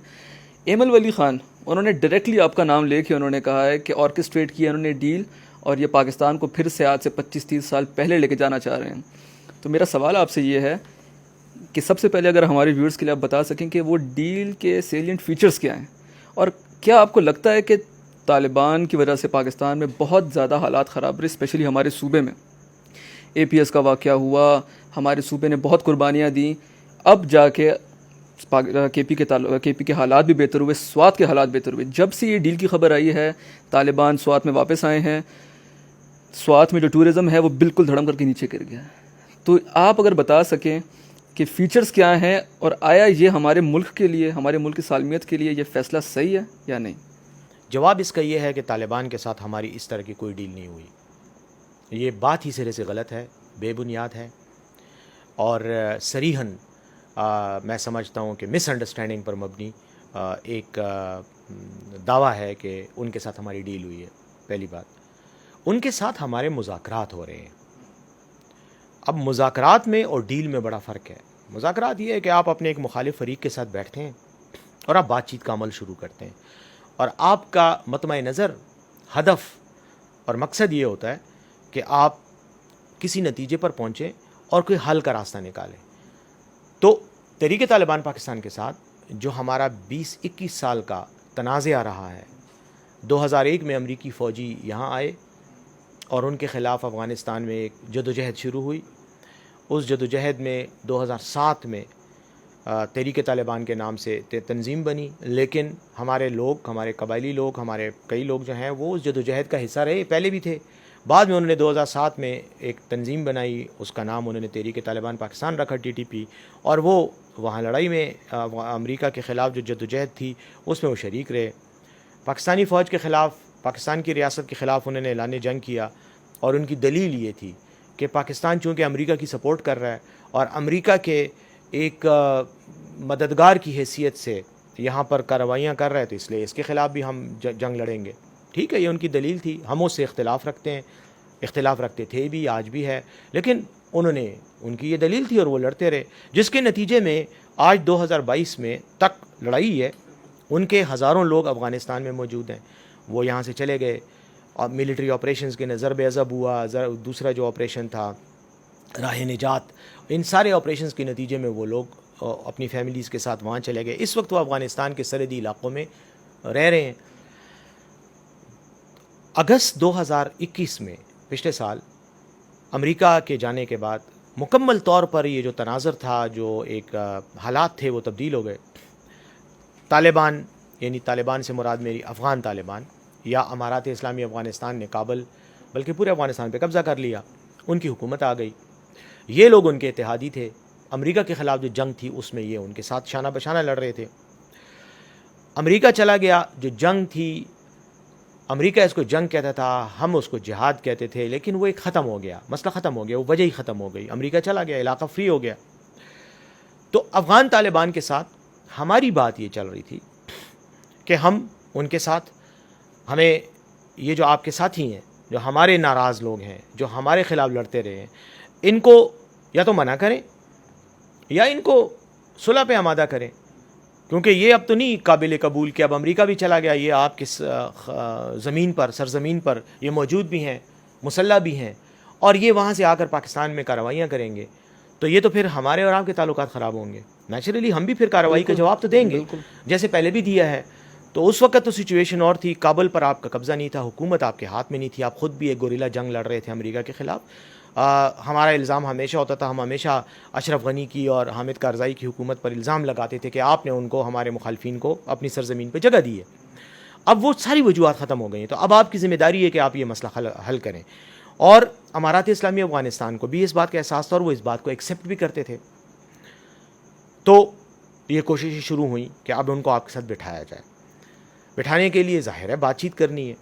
اب جب بات چیت اس طرح کے تنازعات میں جہاں جنگیں ہوئی ہوں، اور جنگ بھی کوئی 2 دن کی یا 4 دن کی جنگ نہیں ہے بلکہ 20 سال سے زیادہ عرصے کی جنگ رہی ہے، اس جنگ میں آپ جب بات کرتے ہیں تو اس میں کئی حساس چیزیں ہوتی ہیں، کئی چیزیں سینسیٹیو ہوتی ہیں، جو آپ عوام ہی کی بہتری کے لیے ان حساس چیزوں کو ڈیل کر رہے ہوتے ہیں. لیکن عوام کی بہتری اس بات میں بھی ہوتی ہے کہ ان حساس چیزوں کو عوام کے ڈومین میں نہ ڈالا جائے جب تک ان کی کوئی شکل نہ بنے.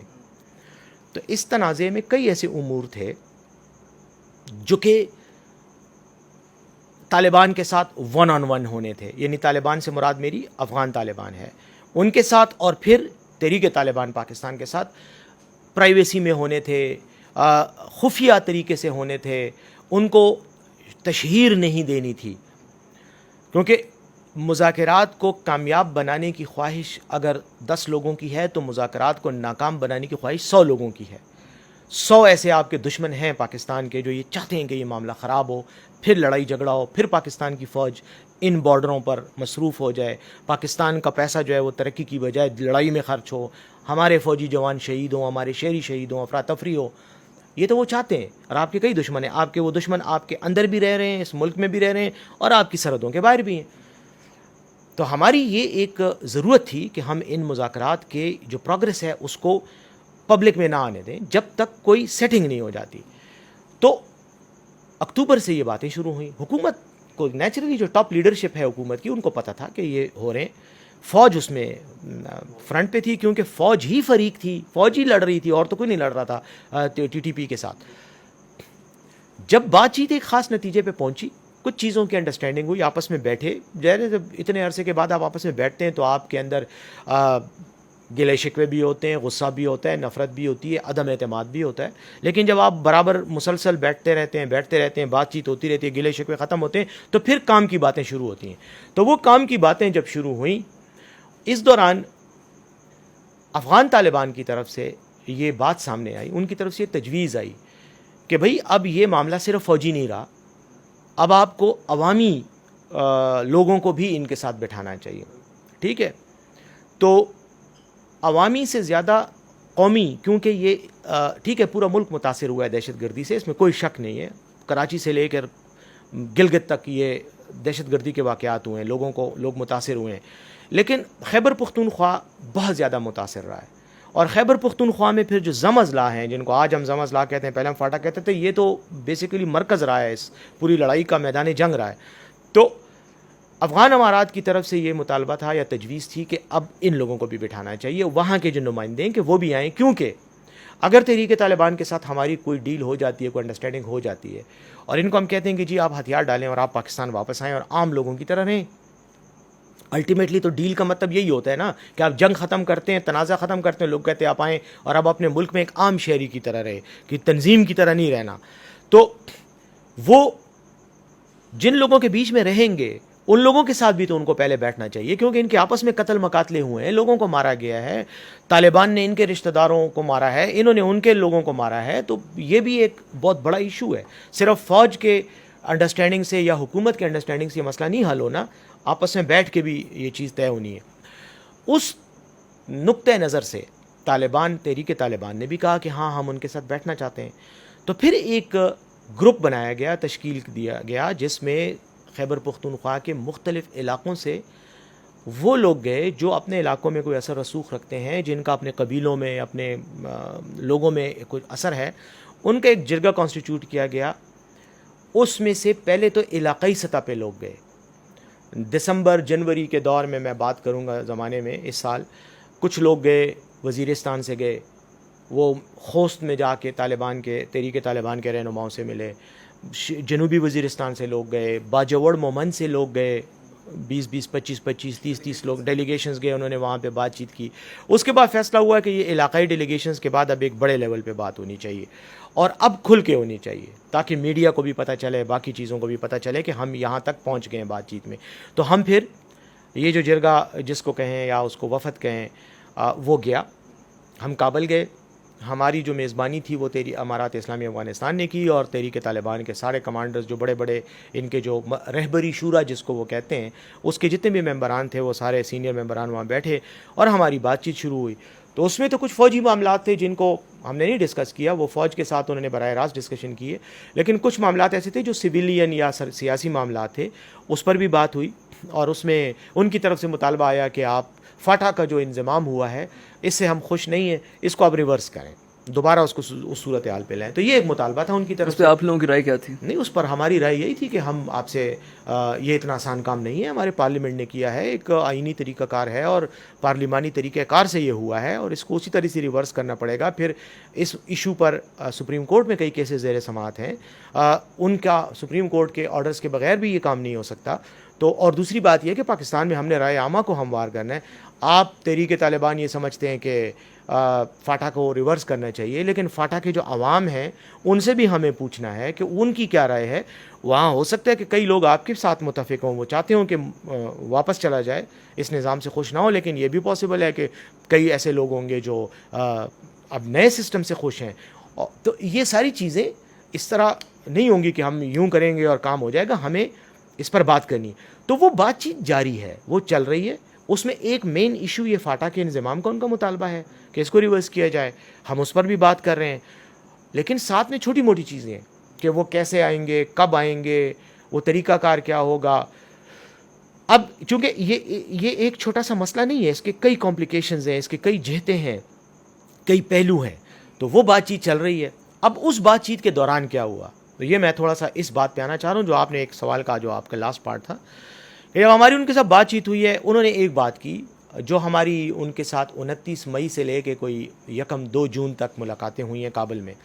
اس میں نور ولی صاحب ہیں, مفتی نور ولی, جو تحریک طالبان کے امیر ہیں, انہوں نے کہا کہ آپ لوگ آئے ہیں ہمارے پاس, آپ نے ہمیں عزت دی ہے, آپ ہمارے پاس آئے ہیں, ہمارے ساتھ بات کر رہے ہیں, تو ہم آپ کو اپنی طرف سے تا حکم ثانی فائر بندی کی آفر دیتے ہیں. یعنی ہم آپ کو ایک قسم کا تجویز دے رہے ہیں, پیشکش کر رہے ہیں کہ ہم لڑائی نہیں چاہتے تا حکم ثانی. اس سے پہلے جو بھی لڑائیاں ہوئی ہیں اور جو بھی فائر بندیاں ہوئی ہیں وہ ایک مختصر مدت کے لیے ہوئی ہیں, 10 دن کے لیے, 20 دن کے لیے, 2 ہفتے کے لیے, مہینے کے لیے, اس طرح ہوتی رہی ہیں, اور پھر بعد میں ان کو بڑھایا جاتا رہا. اس بار انہوں نے کہا کہ ہم اس کو انڈیفینیٹ کرتے ہیں, ہم کوئی کٹ آف ڈیٹ نہیں دیتے, ہم آپ کے سامنے ہم آپ کو یہ دے رہے ہیں, آفر دے رہے ہیں, ہم انڈیفینیٹ تا حکم ثانی, اور اس میں صرف یہ ہوگا, یہ فائر بندی ختم تب ہوگی اگر کسی ایک سائڈ سے کوئی بڑی وائلیشن ہوتی ہے.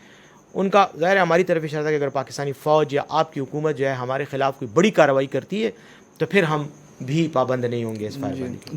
دو باتیں میں نے آپ کی ساری بات سنی. ایک تو آپ نے جب کہا کہ فاٹا کا انضمام اس کے اگینسٹ سے وہ لوگ, تو آپ نے ان کو کہا کہ ہماری پارلیمان میں یہ فیصلہ ہوا ہے. تو جب اتنی بڑی ایکٹیویٹی پاکستان میں ہو رہی ہے, میڈیا کو بھی پتہ چل گیا ہے, ہر گھر میں یہ بات ہو رہی ہے, تو اس معاملے پہ پارلیمان کو ہم لوگ اعتماد میں کیوں نہیں لے رہے؟ دوسری بات یہ کہ بیرسٹ صاحب, جس شہر کی ہر گلی سے جنازہ اٹھاؤ, APS کا واقعہ, اتنے چھوٹے چھوٹے بچے ان کے جنازے اٹھے ہوں, آپ کو کیا لگتا ہے کہ اس شہر کے لوگ, اس صوبے کے لوگ ان لوگوں کو واپس ایکسیپٹ کریں گے کہ واپس ہمارے ملک میں آئیں, ہمارے ساتھ رہیں, ایک نارمل زندگی گزاریں؟ اور اس چیز کی کیا گارنٹی ہے, اور اس چیز کی گارنٹی کون لے گا کہ یہ آج سے سال بعد, 2 سال بعد, 3 سال بعد پھر سے جو ان کا ایجنڈا تھا اس پہ واپس نہیں جائیں گے, اور یہ پھر پاکستان کے حالات جو ہے وہ خرابی کی طرف نہیں جائیں گے؟ ایک بات اور بھی یاد رکھیں کہ ہماری بات ہو رہی ہے تحریک طالبان پاکستان کے ساتھ, جس کے امیر مفتی نور ولی صاحب ہیں, اور جس کے اندر رہبری شورا میں ان کے بڑے بڑے کمانڈرز ہیں. لیکن اس کا یہ مطلب نہیں ہے کہ طالبان کے نام سے آپریٹ کرنے والے, طالبان کے نام سے جدوجہد کرنے والے, جنگ کرنے والے, سب کے سب مفتی نور ولی کے ساتھ کھڑے ہیں. کئی لوگ ایسے ہیں جو ان امن مذاکرات کے حامی نہیں ہیں. ان کی سائڈ پہ وہ سمجھتے ہیں کہ پاکستان کی حکومت کے ساتھ, پاکستان کی فوج کے ساتھ جنگ بندی نہیں ہونی چاہیے, وہ جنگ لڑنا چاہتے ہیں.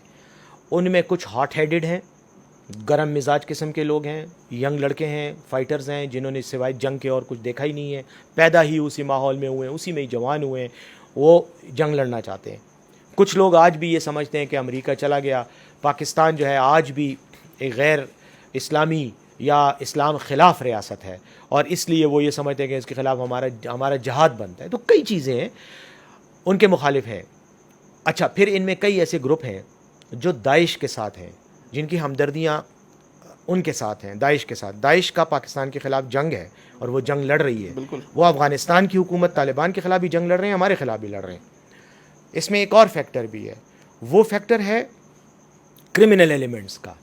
کئی علاقوں میں ایسے مجرم پیشہ گروہ ہیں, گروپس ہیں, جو طالبان کا نام استعمال کرتے ہیں. وہ طالبان نہیں ہیں, وہ کرمنلز ہیں, لیکن وہ طالبان کا نام استعمال کر کے اپنے مقاصد کو پورا کرتے ہیں. لوگوں کو کالیں کرتے ہیں کہ جی میں طالبان کی طرف سے بول رہا ہوں, اتنے لاکھ روپے بھیجو, اتنے کروڑ روپے بھتے کی کالز آتی ہیں. بھتے کی کالز. یہ ساری تحریک طالبان پاکستان کی طرف سے نہیں آ رہی. تحریک طالبان پاکستان کو پتہ بھی نہیں ہوتا, ان کا نام استعمال ہو رہا ہوتا ہے. اسی وجہ سے عید سے کچھ عرصہ پہلے رمضان کے آخری عشرے میں کچھ لوگوں کو شکایات ہوئیں کہ ان کو بھتے کی کالیں آ رہی ہیں اور ٹی ٹی پی کے نام سے آ رہی ہیں, طالبان کے نام سے آ رہی ہیں. تو طالبان نے ایک اعلامیہ جاری کیا. انہوں نے کہا کہ ہمارے نام سے جو لوگ بھتے کی کالیں دے رہے ہیں اس کی اطلاع ہمیں دیں. اس کے بعد انہوں نے ایک بندے کا, اپنے ایک اہلکار کا نام اور اس کا ٹیلی فون نمبر باقاعدہ اپنی ویب سائٹس پہ دیا, پریس ریلیز میں دیا کہ کسی کو شکایت ہو اس سے بات کریں, ہم تک پہنچے گی, ہم اس کے خلاف ایکشن لیں گے. مجھے خود انہوں نے رابطہ کیا, ان کے لوگوں نے, کہ ہمارے نام سے بھتے کی کالیں آتی ہیں, آپ کے کچھ ممبران ہیں قومی اسمبلی, صوبائی اسمبلی کے, کچھ آپ کے منسٹرز ہیں, ان کی طرف سے ہمیں پتہ چلا ہے کہ ان کو کالیں آئی ہیں ہمارے نام سے. آپ ان سے بات کریں, ان کو کہیں کہ ہمارے ساتھ وہ نمبر شیئر کریں, ہمیں بتائیں کس نے کی ہے, کیا کی ہے, تاکہ ہم ان کے خلاف ایکشن لیں. اب یہ ساری باتیں جب ہو رہی ہیں تو میرے پاس کوئی وجہ نہیں ہے کہ میں پھر بھی اس بات پر شک کروں کہ نہیں آپ مجھے کال کر کے تو یہ کہہ رہے ہیں لیکن اصل میں آپ ہی بتا مانگ رہے ہیں. دیکھیں, انسان کو آپ نے اتنا, چاہے آپ کا مخالف ہے, چاہے قتلوں کی دشمنی ہے, 20 سال کی دشمنی ہے, لیکن آپ کو اتنا کریڈٹ دینا چاہیے کہ اگر وہ خود سے آپ کو ایک بات کہہ رہا ہے تو آپ کو اس پہ at least for the sake of taking the conversation on, وہ بات کو آگے بڑھانے کے لیے بھی آپ کو اس پہ اتنا اعتماد کرنا پڑتا ہے, فار گرانٹیڈ لینا پڑتا ہے, وہ فیس ویلیو پہ لینا پڑتا ہے. ایک دوسری بات یہ ہے کہ جیسے میں نے کہا ہمارے معاشرے میں یہ چیز تو ہے, لوگ یہ نام استعمال کرتے ہیں. اچھا, اس دوران ٹارگٹ کلنگ کے واقعات شروع ہو گئے. ہمارے پولیس افسران کو مارا گیا, پولیس اہلکاروں کو شہید کیا گیا, مختلف پورے صوبے میں ہوئے. داعش اس کی ذمہ داری لیتی تھی, کہیں پہ جی آ جاتا تھا جی تحریک طالبان نے کی ہے. انہوں نے تقریباً ہر واقعے سے انکار کیا ہے. سکھوں کا یہ واقعہ ہوا, 2 سکھوں کو مارا گیا باڑہ میں, میں خود ان کے پاس گیا, ان سے بات کی, وہ داعش نے کلیم کر لیا. بعد میں جب تفتیش ہوئی پتہ چلا کہ لوکل لوگوں کو انگیج کیا جاتا ہے. داعش کا سٹائل یہ ہے, طریقہ, کہ وہ خود سے اپنے لوگوں کو کم بھیجتے ہیں. وہ لوکل مجرموں کو, یہ جو مجرمانہ سرگرمیوں میں اجرتی قاتل اور اس طرح کے لوگ ہوتے ہیں, ہائیڈ کلرز, ان کو پیسے دیتے ہیں اور وہ جا کر گولی مار دیتے ہیں اور ان کے نام پہ ایک کارروائی ہو جاتی ہے اور وہ اس کو تشہیر کر دیتے ہیں. میں یہ کہنا چاہ رہا ہوں کہ ان مذاکرات کو اور امن کی طرف جو سفر ہے, اس میں بگاڑنے والے بھی بہت ہیں اور وہ بڑے ایکٹیو ہیں. سلجھانے والے بھی ہیں, بگاڑنے والے بھی ہیں. اب جو کچھ واقعات ہی چند ہوئے, ملک لیاقت کا پر قاتلانہ حملہ ہوا, دیر میں ہمارے پی ٹی آئی کے ایم پی ہیں, ان کے 4 بندوں کو شہید کیا گیا. میں نے خود ان سے بات کی, جب ان کا نام آنے لگا کہ جی تحریک طالبان نے کیا, میں نے تحریک طالبان سے رابطہ کیا. انہوں نے اس کی تردید بھی کی اور اس کے اگلے ہی دن انہوں نے پریس ریلیز جاری کی کہ ہمارا کوئی تعلق نہیں, ہم اس کی مذمت کرتے ہیں. اس سے کچھ دن پہلے مومند ایجنسی میں 2 لڑکے مارے گئے, شہید کیے گئے, نوجوان تھے. ان کے بارے میں پورے علاقے میں بات پھیل گئی کہ طالبان نے ان سے بھتہ مانگا تھا, نہیں دیا تو انہوں نے گولی مار دی. اس کی انہوں نے تردید کی آفیشیلی. سوات میں یہ جو واقعات ہوئے, سوات میں صرف ایک واقعہ ہوا ہے. آپ نے کہا ایک واقعہ ہوا ہے کہ مٹا کے علاقے میں پہاڑوں میں کچھ مسلح لوگ پائے گئے, ان کی اطلاع آئی, جس پر کارروائی کرتے ہوئے لوکل ڈی ایس پی اپنے کچھ مسلح ساتھیوں کے ساتھ وہاں گیا اس علاقے میں پوچھنے کے لیے کہ کہاں پہ آئے ہیں یا پتہ کرنے. وہاں اس کا آمنا سامنا ہوا. وہ ڈی ایس پی اور اس کے ساتھ کچھ اور لوگ تھے جو سویلین کپڑوں میں تھے, یونیفارم میں نہیں تھے. فائرنگ کا تبادلہ ہوا, اس میں وہ زخمی ہوا اور ایک ویڈیو جاری ہوئی جس میں وہ دکھا رہے ہیں کچھ لوگوں کو. ایک صاحب وہ کہہ رہے ہیں کہ جی میرا فوج سے تعلق ہے, اور ہم, لیکن وہ بھی سویلین کپڑوں میں. سویلین کپڑوں میں اب کوئی بھی آتا ہے تو مجھے نہیں پتا, اگر وہ اس کمرے میں گھستا ہے اور اس کے ہاتھ میں بندوق ہے تو میں کیسے کہہ سکتا ہوں کہ یہ پولیس والا ہے, یہ مجھ سے بات کرنے آیا ہے, مجھے اس پہ گولی نہیں چلانی چاہیے. اگر میں بھی ڈر رہا ہوں اور میں بھی دشمنی رکھنے والا آدمی ہوں تو ظاہر ہے جب وہ مسلح ہوگا تو میں بھی اس پر مسلح فائر کروں گا, وہ بھی مجھ پہ کرے گا. خطرہ تو ہوتا ہے, ڈر یہی تو پرابلم ہے, غلط فہمی ادھر سے ہی تو پیدا ہوتی ہے. طالبان نے یہ کہا بعد میں جب ان سے رابطہ ہوا کہ یہ آپ نے کیا کیا, ہماری تو فائر بندی تھی اور آپ نے یہ کیوں کیا, تو انہوں نے یہ کہا کہ یار ہمارے بندے وہاں تھے, ٹھیک ہے تھے, ان میں سے سب مسلح نہیں تھے, کچھ مسلح تھے کچھ نہیں تھے, لیکن وہ وہاں تھے.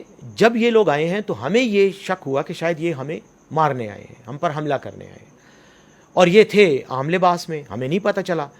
فائرنگ کا تبادلہ جب ہمیں پتہ چلا کہ یہ تو پولیس کا افسر ہے, ہم نے ان کو انٹرویو ضرور کیا, ریکارڈ پر لے کر آئے ہیں, وہ ویڈیو بنائی ہے, لیکن ہم نے ان کو فوراً پھر حکام کے حوالے کر دیا. بلکہ وہ خود انہوں نے وہ ویڈیو میں بھی کہہ رہے ہیں کہ ہم نے ان کو فون کیا کہ آپ آئیں اور اپنے بندوں کو لے جائیں, چھوڑ دیا ان کو. یہ ایک ایسی غلط فہمی تھی جس نے پورے ملک میں ایک ارتعاش اور ایک اشتعال پیدا کر دیا, لوگوں میں خوف و ہراس پھیل گیا, جس کے بعد مسئلہ بنا. لیکن اب اس کا سدباب بھی کر دیا گیا, اور جب صوبائی حکومت نے اس پہ ایکشن لیا تو وزیر اعلیٰ صاحب نے, میں ان کو اس بات پہ اپریشیٹ کروں گا, انہوں نے بڑے حوصلے سے کام لیا. انہوں نے پولیس کو کہا آپ کارروائی ضرور کریں, علاقے کو خالی کروائیں, کسی مسلح شخص کو ہم اپنے علاقے میں اوپن گھومنے کی اجازت نہیں دیں گے, لیکن کوشش کریں کہ وائلنس نہ ہو, کسی قسم کا تشدد, فائر, لڑائی جھگڑا نہ ہو, کیونکہ اس کے نتائج پھر اور ہوں گے. اور یہی ہوا, اللہ کے فضل سے وہ معاملہ بغیر گولی چلائے, بغیر کوئی بدمزگی پیدا ہوئے وہ معاملہ حل ہو گیا. وہ لوگ وہاں سے چلے گئے اور آج ان جگہوں پہ پولیس موجود ہے. ایک آخری بات کرنا چاہ رہا ہوں. میں یہ سمجھتا ہوں کہ یہ جو کچھ بھی ہوا غلط ہوا, نہیں ہونا چاہیے تھا. طالبان, تحریک طالبان پاکستان کا کو شاید یہ انہوں نے جو بات کی اس سے ہمیں یہ اندازہ ہوا کہ ان کو شاید یہ خیال ہے یا ان کی سوچ ہے کہ شاید فائر بندی کا مطلب یہ ہے کہ اب وہ اپنے علاقوں میں آ سکتے ہیں. فائر بندی کا یہ مطلب اس طرح سے نہیں تھا.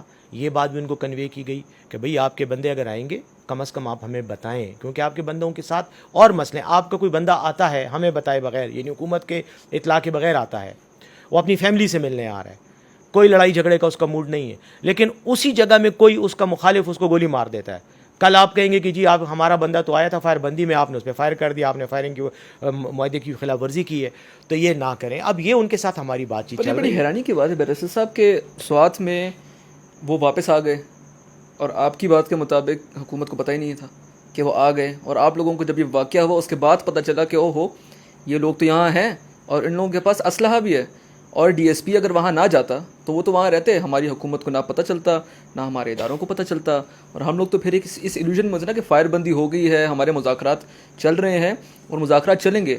وہ تو آ گئے. دوسری بات یہ کہ وہ آئے تو آئے کیسے, سوچنے کی بات تو ہے نا یہ. نہیں یہ بالکل سوچنے کی بات نہیں ہے. دیکھیں اگر آپ اس علاقے کو سمجھتے ہیں نا, اور آپ نے وہ علاقہ دیکھا ہوا ہے تو آپ جائیں ادھر دیکھ لیں.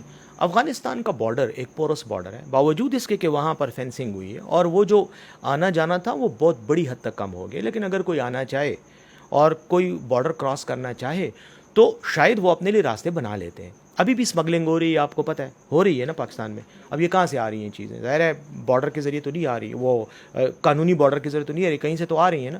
تو بارڈر ہمیشہ پورس ہوتا ہے. آپ مجھے بتائیں, انڈیا نے کشمیر میں فینسنگ کی ہے. کشمیر کا جو بارڈر ہے وہ اس وقت دنیا کا سب سے سیکیور بارڈر انڈیا نے بنایا ہے اپنے علاقے میں, اور وہ رائٹ اپ ٹو پنجاب گیا ہوا ہے. پنجاب میں آپ آج بھی رات کو جہاز میں لاہور کی طرف جائیں تو آپ کو وہ لائٹیں نظر آتی ہیں جو 3 رویہ لائٹیں ہیں اور جن کے اندر فینسنگ ہے. کروڑوں اربوں روپے انڈیا نے خرچ کر کے اپنی سرحد کو سیل کیا ہے. اس کے باوجود دہشت گرد کارروائیاں بھی انڈیا میں ہو رہی ہیں, اس کے باوجود انڈیا سے اسمگلنگ بھی ہو رہی ہے, ہماری طرف سے وہاں جا رہی ہیں چیزیں غیر قانونی, وہاں سے ادھر آ رہی ہیں. دنیا, امریکہ جیسا ملک اپنے بارڈرز کو نہیں سیکیور کر سکتا 100%, تو پاکستان اور اتنا بڑا پہاڑی علاقہ 1500 کلومیٹر کا راستہ ہے, اتنا بڑا بارڈر ہے, اتنا پہاڑی علاقہ ہے. دوسری بات یہ ہے کہ یہ لوگ افغانی نہیں ہیں کہ باہر سے آئے ہیں, یہ لوکل لوگ ہیں کسی کا بھائی ہے وہ طالب ہے تو دوسرا بھائی نہیں ہے. ہمارے ساتھ اس جرگے میں کئی ایسے لوگ ہیں جو ہمارے ساتھ کابل گئے ہیں. ایک بھائی ہمارے ساتھ بیٹھا ہوتا تھا, چھوٹا بھائی جو ہے وہ طالبان کے ساتھ کمانڈر ہے. ماموں ادھر ہے, بھانجا ادھر ہے, چچا ادھر ہے, بھتیجا ادھر ہے. یہ تو ہماری ٹرائبل سوسائٹی کا سٹائل ہی یہی ہے. اور ہمارے لوگ ہیں نا, پنجاب کے لوگ ہیں ان کے پاس, طالبان کے ساتھ پنجاب کے لوگ بھی ہیں. ہمارے ساتھ ایک کمانڈر ان کا بیٹھا ہوتا ہے, وہ پنجابی ہے. اب اس کا وہ کیسے گیا, کیا رابطے ہیں ان کے, پنجابی کیسے وہاں پہنچے افغانستان؟ ظاہر ہے کہ یہ آ جاتے ہیں. اس میں آپ یہ کہہ سکتے ہیں کہ بارڈر سیکیورٹی فورس کی کلیپس ہے یا سب کچھ ہے, لیکن آپ 100% ان کو مورد الزام نہیں ٹھہرا سکتے. اس کی وجہ یہ ہے کہ یار اس بارڈر کو مکمل طور پر سیل کرنے کے لیے آپ کو اتنا پیسہ چاہیے کہ جو شاید آپ کے پورے بجٹ میں بھی نہ ہو. ہاں, جو آپ نے کیا ہے وہ بھی خاصی حد تک ہوا ہے. اس پہ بھی افغان حکومت کو اعتراض ہے کہ آپ نے کیوں کیا, آپ نے ہمارے علاقے میں بارڈر کیا, آپ نے یہ کیا, انٹرنیشنل خلاف ورزی کی. لیکن بہرحال وہ ایک الگ باعث ہے. دوسری بات یہ ہے کہ ان کے کئی حامی یا ایسے لوگ جو جنگ نہیں لڑ رہے لیکن ان کے ساتھ ہیں. اب آپ نے کہا نا تحریک لبیک پاکستان, تحریک لبیک ایک آرگنائزیشن ہے جس نے اسلام آباد کے اندر آپ کے پولیس والوں کو مارا ہے نا, قتل کیا ہے, ٹھیک ہے, لوگوں کی گاڑیاں جلائی ہیں. جب بھی وہ چاہتے ہیں وہ لاہور سے اٹھ کے آ جاتے ہیں. لاہور اور اسلام آباد کے بیچ میں تو نہیں ہونا چاہیے نا. لاہور سے نکلتے ہیں اور یہاں آتے ہیں, وہاں تو پولیس بھی ہے, سب کچھ ہے. ملکوں میں موومنٹس ہوتی رہتی ہیں, آئیڈیل سچویشن کہیں نہیں ہوتی, پہلی بات. پھر ہمارے علاقوں میں کئی ایسے لوگ ہیں جو ان کے فیور کے ہیں, سپورٹرز ہیں. اب ٹھیک ہے, وہ بظاہر بتاتے نہیں ہیں لیکن ان کی رشتہ داریوں کی وجہ سے, نظریات کی وجہ سے, میں نے جیسے بتایا لوگ ہیں. اس لیے ان کا یہاں پہ آنا, اور یہ کوئی اتنی بڑی تعداد میں نہیں تھے. میں آپ کو بالکل میڈیا میں جو بھی رپورٹ ہوا ہے میں آپ کو بتاؤں 30 یا 40 سے زیادہ لوگ نہیں تھے جو آئے تھے یا جن کے بارے میں رپورٹس ہوئیں. اسی لیے تو DSP گیا نا. اور پہاڑی علاقہ ہے, آبادی سے دور ہے, پہاڑ ہیں, اونچے اونچے پہاڑ ہیں, وہ اس طرف دیر سے ملتے ہیں اور دیر کے بعد وہ آگے افغانستان سے ملتے ہیں. تو ان راستوں پر موومنٹ کرنا, اور یہ ایک دن میں نہیں آئے کہ یہ وہاں سے جلال آباد سے گاڑی میں بیٹھے اور سیدھا مٹھا پہنچ گئے, نہیں. تو پہاڑوں میں پیدل چلتے ہوئے آتے ہیں, راتوں کو ادھر ادھر سٹے کرتے رہے. اسلحے کے ساتھ نہیں, اسلحہ یار آپ کو کتنا اسلحہ پاکستان میں ادھر چاہیے؟ میں آپ کو ابھی 20 کلاشن کوفی ادھر دے دوں. اسلحہ تو از ناٹ این ایشو. اسلحہ کون سے ایشو؟ ان کے پاس کوئی اینٹی ایئر کرافٹ گنس تو نہیں تھی, نہ ان کے پاس کوئی ٹینک مارنے والے میزائل تھے. یہ کلاشن کوفے اور یہی اسلحہ ہوتا ہے نا. تو یہ کتنا ہے پاکستان میں؟ مطلب اگر کوئی کرنا چاہے, آپس میں ہم ایک فرینک بات کر رہے ہیں. مجھے پتہ ہے لوگ اس کو بھی ایک بات کو بتنگڑ بنائیں گے کہ جی اس نے یہ کہہ دیا کہ کتنا اسلحہ چاہیے, لیکن حقیقت یہ, کیا ہمارے ملک میں اسلحہ نہیں ہے؟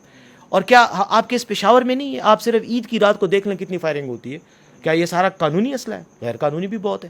تو کوئی اگر کرنا چاہے اس کو قانونی غیر قانونی دونوں طرح کا اسلحہ مل سکتا ہے. تو ظاہر ہے کہ ان چیزوں کو ہمیں اتنا بڑا کوئی سیکیورٹی کا ایشو نہیں بنانا چاہیے کہ جی بس فوج فیل ہو گئی, پولیس فیل ہو گئی, حکومت فیل ہو گئی کیونکہ 30 بندے آ گئے مسلح.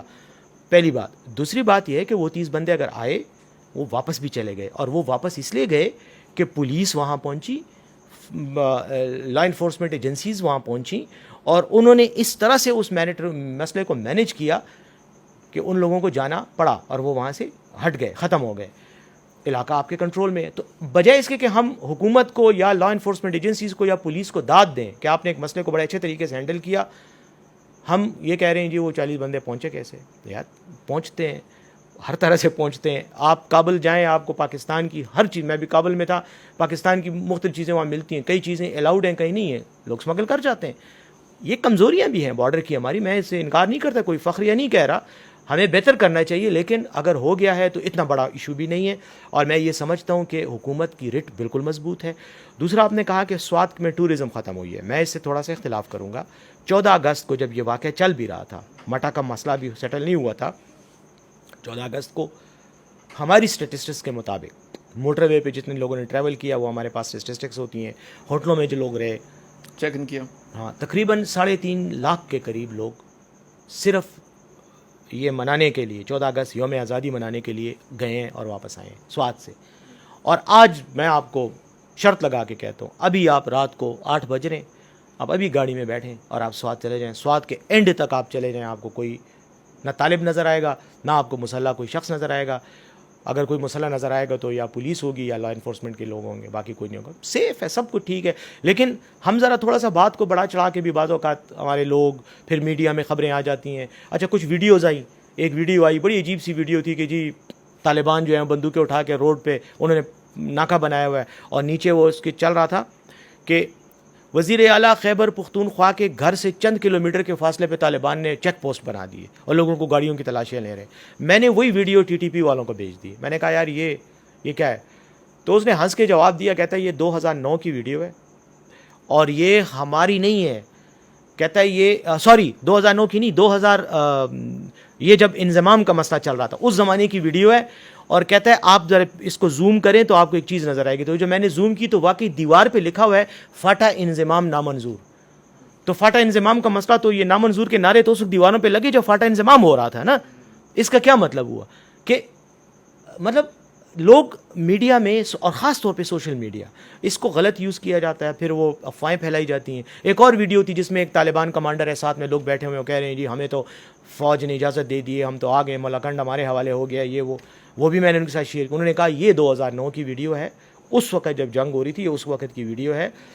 یہ لوگ اب ہیں ہی نہیں, غائب ہو گئے, مر گئے, پتہ نہیں کہاں چلے گئے. اس سارے عمل کو یہ سارا عمل جو چلا پچھلے کچھ مہینوں میں, اس معاملے پہ پارلیمان کو اعتماد میں کیوں نہیں لیا گیا؟ پہلی بات. اور دوسرا میرا سوال یہ ہے کہ جس شہر سے جنازے اٹھے ہوں بچوں کے, یہ آپ نے سوال کیا, میں اسی پہ آتا ہوں. میں پھر سے کر دیتا ہوں.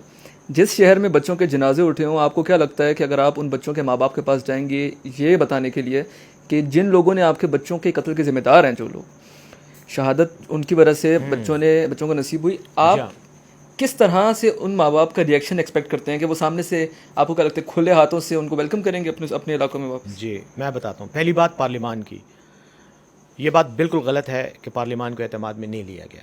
پارلیمان کو بھی اعتماد میں لیا گیا ہے اور حکومت کو بھی اعتماد میں لیا گیا ہے. جب یہ مذاکرات ہوئے, شروع میں نے بتایا جب ان کی حساسیت تھی, ابھی بات بنی نہیں تھی, تو پارلیمان کو بتانے کی بھی بات نہیں تھی. جب وہ شروع میں 2-3 ملاقاتیں ہوئیں ان کے ساتھ اور بڑی انفارمل سے ماحول میں ہوئیں, اس کے بعد جب بات کچھ تھوڑی بہت شکل اختیار کی تو وفاقی حکومت کو بھی پتہ تھا, اس وقت کے وزیر اعظم کو بھی پتہ تھا, ان کی کابینہ کو بھی پتہ تھا کہ ہماری بات چیت ہو رہی ہے. اس کے بعد مطلب جو ایجنسیز ہیں وہ اعتماد میں لے لیتی ہیں, جو لوگ کر رہے تھے انہوں نے اعتماد میں لیا, عسکری حکام نے بتایا, ان کو کوئی چیز چھپی ہوئی نہیں تھی.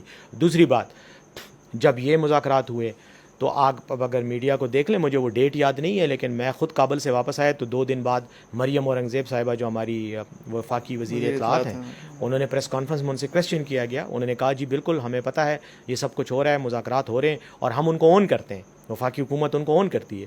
اس کے بعد دوسرا سٹیپ یہ تھا کہ اب پارلیمنٹ کو اعتماد میں لینا ہے, تو آرمی چیف, DGI ہمارے کور کمانڈر صاحب جنرل فیض حمید صاحب اور ان کے ساتھ باقی لوگ وہ پارلیمنٹ میں گئے. قومی اسمبلی کی جو قومی سلامتی کمیٹی کی کا اجلاس تھا, بلایا گیا, اس میں انہوں نے تمام تفصیلات ان کے سامنے رکھیں. وہاں پارلیمنٹ کے ممبران نے اس پر بحث مباحثہ بھی کیا, اعتراضات بھی کیے, سوالات بھی کیے. اس کے بعد پارلیمنٹ نے اوکے کیا کہ آپ جو کچھ کر رہے ہیں آپ کریں, جاری رکھیں اس عمل کو. پارلیمنٹ کی طرف سے سپروائزری کمیٹی ایک بنائی گئی, اس کا اعلان ہوا کہ پارلیمنٹ کے اندر سے ایک کمیٹی بنے گی جس میں تمام پارٹیوں کے نمائندے ہوں گے اور وہ ان مذاکرات کو سپروائز کرے گی. اور حکومت کی طرف سے اور پارلیمنٹ کی طرف سے اگر مذاکرات کرنے والوں کو یا مذاکرات کے عمل میں کوئی تجاویز چاہیے تو وہ ہم دیں گے. یہ تو آن ریکارڈ ہے, یہ تو ہو چکا ہے, اخبارات میں نے بھی شائع کیا, ٹی وی نے بھی بتایا. اور اب ہم نے جا کر تحریک طالبان پاکستان کے جو رہنما ہیں ان سے جب بات کی تو ان کو ہم نے یہ بات کی کہ اب تو ہم آ رہے ہیں لیکن بعد میں ہم آپ کے ساتھ اپنے پارلیمنٹ کے ممبران کو بھی لے کر آئیں گے. اور دوسری بات, ہم جب پہلی بار گئے مئی میں تو ہمارے ساتھ پیپلز پارٹی کے 2 لیڈرز تھے. ان میں ایک سٹنگ MPA ہیں اور فیڈرل منسٹر ہیں, اور ایک ان کے سابق MNA ہیں اسی علاقے سے ہمارے, وہ ہمارے ساتھ گئے. جب وہ گئے اور واپس آئے تو بلاول بھٹو صاحب نے ان کو شو کاز نوٹس دے دیا کہ آپ کیوں گئے. ٹھیک ہے, وہ شو کاز نوٹس بھی آپ کی میڈیا نے رپورٹ کیا. کہنے کا مقصد میرا یہ ہے کہ وہ گئے, ہمارے ساتھ پارلیمنٹ ہی کے ممبران تھے. اس وقت بھی جب ہم گئے تو ہمارے ساتھ سینیٹر بھی تھے, ہمارے ساتھ سابقہ سینیٹر بھی تھے, موجودہ بھی تھے, سابقہ ممبران قومی اسمبلی بھی ہیں, موجودہ بھی ہیں. اس لیے یہ بات کہنا کہ پارلیمنٹ یا پارلیمانی پارٹیوں کو اعتماد میں نہیں لیا گیا, یہ اکثر غلط بات ہے.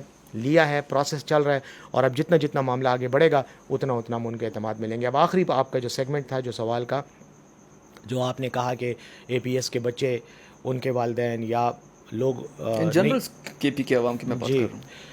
اس سے پہلے یہ جو آپ کا سوال ہے اس کا میں آپ کو جواب دیتا ہوں کہ میں آپ سے ایک کاؤنٹر سوال آپ کے سامنے رکھتا ہوں اور پھر اس کا جواب بھی میں آپ کو دوں گا. میں خود آپ سے سوال کے جواب نہیں مانگوں گا. مجھے یہ بتائیں کہ پوری انسانی تاریخ میں جتنی بھی جنگیں ہوئی ہیں, بڑی بڑی جنگیں ہوئی ہیں, ان سب جنگوں میں لوگ بھی مرے ہیں, ان میں تباہیاں بھی ہوئی ہیں, نسلوں کی نسلیں تباہ ہو گئیں. ٹھیک ہے, جنگیں لڑی گئی ہیں, کئی کئی سال تک لڑی گئی ہیں. آخری فیصلہ مذاکرات کی ٹیبل پہ ہی ہوا ہے. کوئی جنگ ایسی نہیں ہے سوائے ایک کے جو ہم پر اپلائی نہیں ہوتی موجودہ دور میں, اور وہ ہے سری لنکا میں سنہالیز گورنمنٹ کا تامل ٹائیگرز کے خلاف آپریشن. اور وہ اس لیے ہوا کہ سری لنکن گورنمنٹ نے قوت کا استعمال کر کے جو تامل ٹائیگرز تھے ان کو بالکل ختم کر دیا. ٹھیک ہے, اور ختم کرنے کی وجوہات یہ تھیں کہ وہ جزیرہ ہے, وہ پیچھے بھاگ نہیں سکتے تھے, اچانک حملہ کیا, لڑائی کئی سال تک جاری رہی, ہزاروں لوگ مرے. لیکن سری لنکا کی حکومت ایک واحد مثال دے سکتی ہے کہ ہم نے کامیابی سے تامل مسلح تحریک کو ہم نے کرش کر دیا ہے. اس کے علاوہ میری عقل میں, میری نظر میں ایسا کوئی معاملہ نہیں ہے, تنازعہ نہیں ہے جس کو آپ نے یکسر صرف طاقت کے زور پہ ختم کیا ہو. ہر معاملہ طاقت کا استعمال ہوتا ہے, کمزور ہوتے ہیں, خون بہتا ہے, لیکن الٹیمیٹلی بات ٹیبل پہ آتی ہے اور ختم ہوتی ہے. اب باقی تو چھوڑیں, ہمارے رسول اللہ صلی اللہ علیہ وسلم نے جن کی شخصیت اور جن کا اسوہ حسنہ ہمارے لیے مشعل راہ ہے, ہم اسی سے انسپائر ہوتے ہیں, ان سے رہنمائی لیتے ہیں. کیا انہوں نے معاہدے نہیں کیے؟ کیا جنگوں کے معاہدے نہیں کیے؟ وائلنس ختم کرنے کے معاہدے نہیں کیے؟ کس کے ساتھ کیے؟ اپنے بدترین دشمنوں کے ساتھ کیے. جنگ کا طریقہ ہوتا ہی یہی ہے کہ جنگ ہوتی ہے, اس کے بعد معاہدہ ہوتا ہے اور مذاکرات کی ٹیبل پر مسئلے حل ہوتے ہیں. پہلی بات, کیا ان میں لوگ نہیں مرے؟ کیا ان لوگوں کے جذبات نہیں تھے, ان کے رشتہ دار نہیں تھے؟ لیکن آخر میں سب کو یہ پتہ ہوتا ہے کہ اگر آپ نے لڑنا ہے, لیکن دو ہی راستے ہوتے ہیں نا, یا تو آپ لڑتے رہیں. میرے خیال میں پاکستان کی فوج میں یہ صلاحیت ہے کہ وہ اس وقت یہ جنگ اگلے 200 سال تک لڑ سکتی ہے. اور ہم لڑے, ہم نے آپریشن کیے. آج جب آپ فاٹا کے علاقوں میں, آپ سوات میں آپ نے جشن منائے ہیں, آپ نے تقریبات کی ہیں, کیوں کی ہیں؟ اس لیے کہ فوج نے وہ علاقے کلیئر کروائے ہیں اور جنگ ختم کروائی ہے وہاں پہ. لیکن جنگ مکمل ختم نہیں ہوئی, جنگ کی وجوہات سرحد کی دوسری طرف موجود ہیں. اب یا تو آپ کہیں کہ نہیں جی ٹھیک ہے وہ وجوہات باہر پڑی رہیں, ہم یہاں بیٹھیں گے, اور تو یہ کوئی مسئلہ دائمی رہے گا, یہ مسئلہ ختم نہیں ہوگا. آپ نے اگر اس کا پرماننٹ حل نکالنا ہے تو آپ نے اس کے لیے کوئی پیسفل سولوشن ڈھونڈنا ہے. ان کو بھی کہنا ہے ہتھیار رکھو, خود بھی کہنا ہے ہم بھی آپ کے خلاف ہتھیار نہیں استعمال کریں گے. آپ آئیں, بیٹھیں, let us resolve this problem through negotiations and in a peaceful manner. Peaceful settlement of disputes کے علاوہ کوئی اور طریقہ نہیں ہے دنیا میں آگے بڑھنے کا. کیا امریکہ نے افغان طالبان کے ساتھ مذاکرات نہیں کیے؟ امریکہ کتنی بڑی طاقت تھی, آج بھی ہے. افغان طالبان کی کیا حیثیت تھی؟ $2 ٹریلین کا نقصان بھی کیا اس خطے میں انہوں نے. لیکن اس کے باوجود انہوں نے بیٹھ کر دوحہ میں مذاکرات کیے اور اس کے بعد وہ یہاں سے نکلے. کیا امریکی فوجی جو اس جنگ میں مارے گئے افغانستان میں, کیا ان کے والدین امریکی صدر سے یہ سوال نہیں کرتے کہ آپ نے کیوں یہ کیا, آپ کیوں واپس آئے؟ اب بات یہ ہے کہ کیا امریکی صدر ان کو یہ کہہ سکتا ہے کہ نہیں جی میں نے تو افغانستان کے ایک بچے کو مارنا ہے کیونکہ انہوں نے تمہارے بچے مارے, میں نے ایک بچے کو مارے؟ کیا یہ لاجیکل بات ہے؟ نہیں ہے. دیکھیں یہ باتیں میں کرتے ہوئے مجھے بھی پتہ ہے, مجھے بھی آپ کے سننے والے گالیاں بھی دیں گے, تانے بھی دیں گے, کوسیں گے بھی, لیکن کوئی تو یہ بات کرے گا نا. اگر ہر بندہ اس ڈر سے بات نہ کرے کہ جی فلاں بندہ ناراض ہوگا, میں سمجھتا ہوں, مجھے ان کے جذبات کا احساس ہے, میں خود بھی ایک باپ, میرے بھی بچے ہیں, مجھے پتہ ہے کہ اولاد کا دکھ جو ہے سب سے بڑا دکھ ہے. دنیا کا سب سے خوفناک ترین, دردناک ترین دکھ جو ہے وہ اولاد کا دکھ ہوتا ہے. اور APS پہ حملے پہ ہم سب قوم کے ساتھ کھڑی تھی, ہم کھڑے رہے ہیں. لیکن اس کا میں آپ کو ایک تناظر بتاتا ہوں کیا ہوا. جن لوگوں نے حملہ کیا, جن لوگوں نے اس حملے کو پلان کیا, اس کی منصوبہ بندی کی, جنہوں نے کارروائی کی, جنہوں نے ان کو سہولت اور معاونت کی, ان لوگوں کی ایک ایک کو چن چن کر مارا گیا ہے. ان میں سے کوئی اس وقت نہیں بچا. کچھ کو افغانستان میں مارا گیا, کچھ کو پاکستان میں اسی وقت مارا گیا. کوئی بھی نہیں بچا تھا جنہوں نے وہ قتل عام کیا تھا. ان کے جو سہولت کار تھے سارے مارے گئے, ان کو سزائے موت ہوئی, عدالتوں نے سزائے موت دی اور سزائے موت ان کو ایکٹیویٹ ہوئی, اس پر عمل ہوا.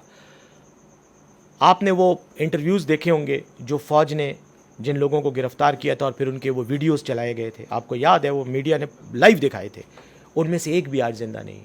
بات یہ کہ وہ بدلہ ہم نے لے لیا ہے. ہم نے اپنے بچوں کا بدلہ, اگر بدلہ یہ ہے کہ آپ نے ان کے خون کا بدلہ لینا ہے تو خون کا بدلہ لیا جا چکا ہے. رہ گئی بات اب آگے کے معاملات پہ بات کرنے کی. آگے کے معاملات یہ ہیں کہ اگر آپ یہ نہیں کرو گے, آج ان کے ساتھ نہیں بیٹھو گے, یہ کڑوا گھونٹ نہیں پیو گے, تو میں آپ کو بتاؤں ہمارے بچے اسی طرح خطرے میں رہیں گے. اے پی ایس کے بچوں نے جانیں قربان کی, شہید ہوئے, ان کے والدین آج بھی کرب سے گزر رہے ہیں, لیکن کل ایسے سینکڑوں والدین, ہزاروں والدین اسی طرح خطرے کا شکار رہیں گے. یہ خطرہ ان کے سر پہ منڈلاتا رہے گا اگر آپ اس خطرے کا مستقل بنیادوں پہ سدباب نہیں کریں. اپنے آخری ٹاپک پہ موو کرنے سے پہلے میں ایک چھوٹی سی بات آپ سے پوچھنا چاہوں گا جس پہ آپ کا کامنٹ جو ہے وہ میں جاننا چاہوں گا. ایمل ولی خان نے ڈائریکٹلی آپ کو ٹارگٹ کر کے کہا ہے کہ آرکسٹریٹ کر رہے ہیں ڈیل, اور یہ ڈیل جو ہے وہ بدنیتی کی بنیاد پہ بیرسٹر سیف صاحب جو ہیں وہ اس ڈیل کو آگے لے کے جا رہے ہیں. اے این پی ڈائریکٹ افیکٹ ہی رہی ہے ٹی ٹی پی کے قہر کی, تو اس بارے میں آپ کیا کہنا چاہیں گے ان کو, کہ آپ کی رائے کیا ہے؟ کیونکہ اے این پی کی ایک ویلیو تو ہے اس صوبے میں, ایک پولیٹیکل پارٹی ہے, ایک ان کی لیگیسی ہے. ایمل ولی خان کون ہے؟ کے پی کے پارٹی چیف ہے اے این پی کے. جی میرے خیال میں یہ باچا خان کا کوئی پڑپوتا ٹائپ کا ہے. جی بالکل. اور اس کا بیٹا ہے اسفندیار ولی کا, اور ولی خان کا پوتا ہے. ہاں جی جی بھائی یہی اس کی یعنی پیدائشی لیڈر ہے. ٹھیک ہے نا, مطلب اللہ نے اس کو ایک گھر میں پیدا کیا اور وہ آ کر پیدائشی لیڈر. تو ایسے لیڈر کو تو میں لیڈر ہی نہیں مانتا, اور ایسی کسی بندے کی بات کا میں جواب بھی نہیں دیتا. ہاں اگر میاں افتخار صاحب, سردار حسین بابک, یا ان کا کوئی اور بڑا ہے بلور صاحب, وہ اگر بات کریں تو ان کو میں بالکل عزت سے جواب بھی دوں گا, کیونکہ میں ان کی قدر کرتا ہوں. اپنی جد و جہد سے یہاں بیٹھے ہیں. پشتوں میں کہتے ہیں, کہہ دوں بالکل بالکل, پپردو غلو ٹیزا چول.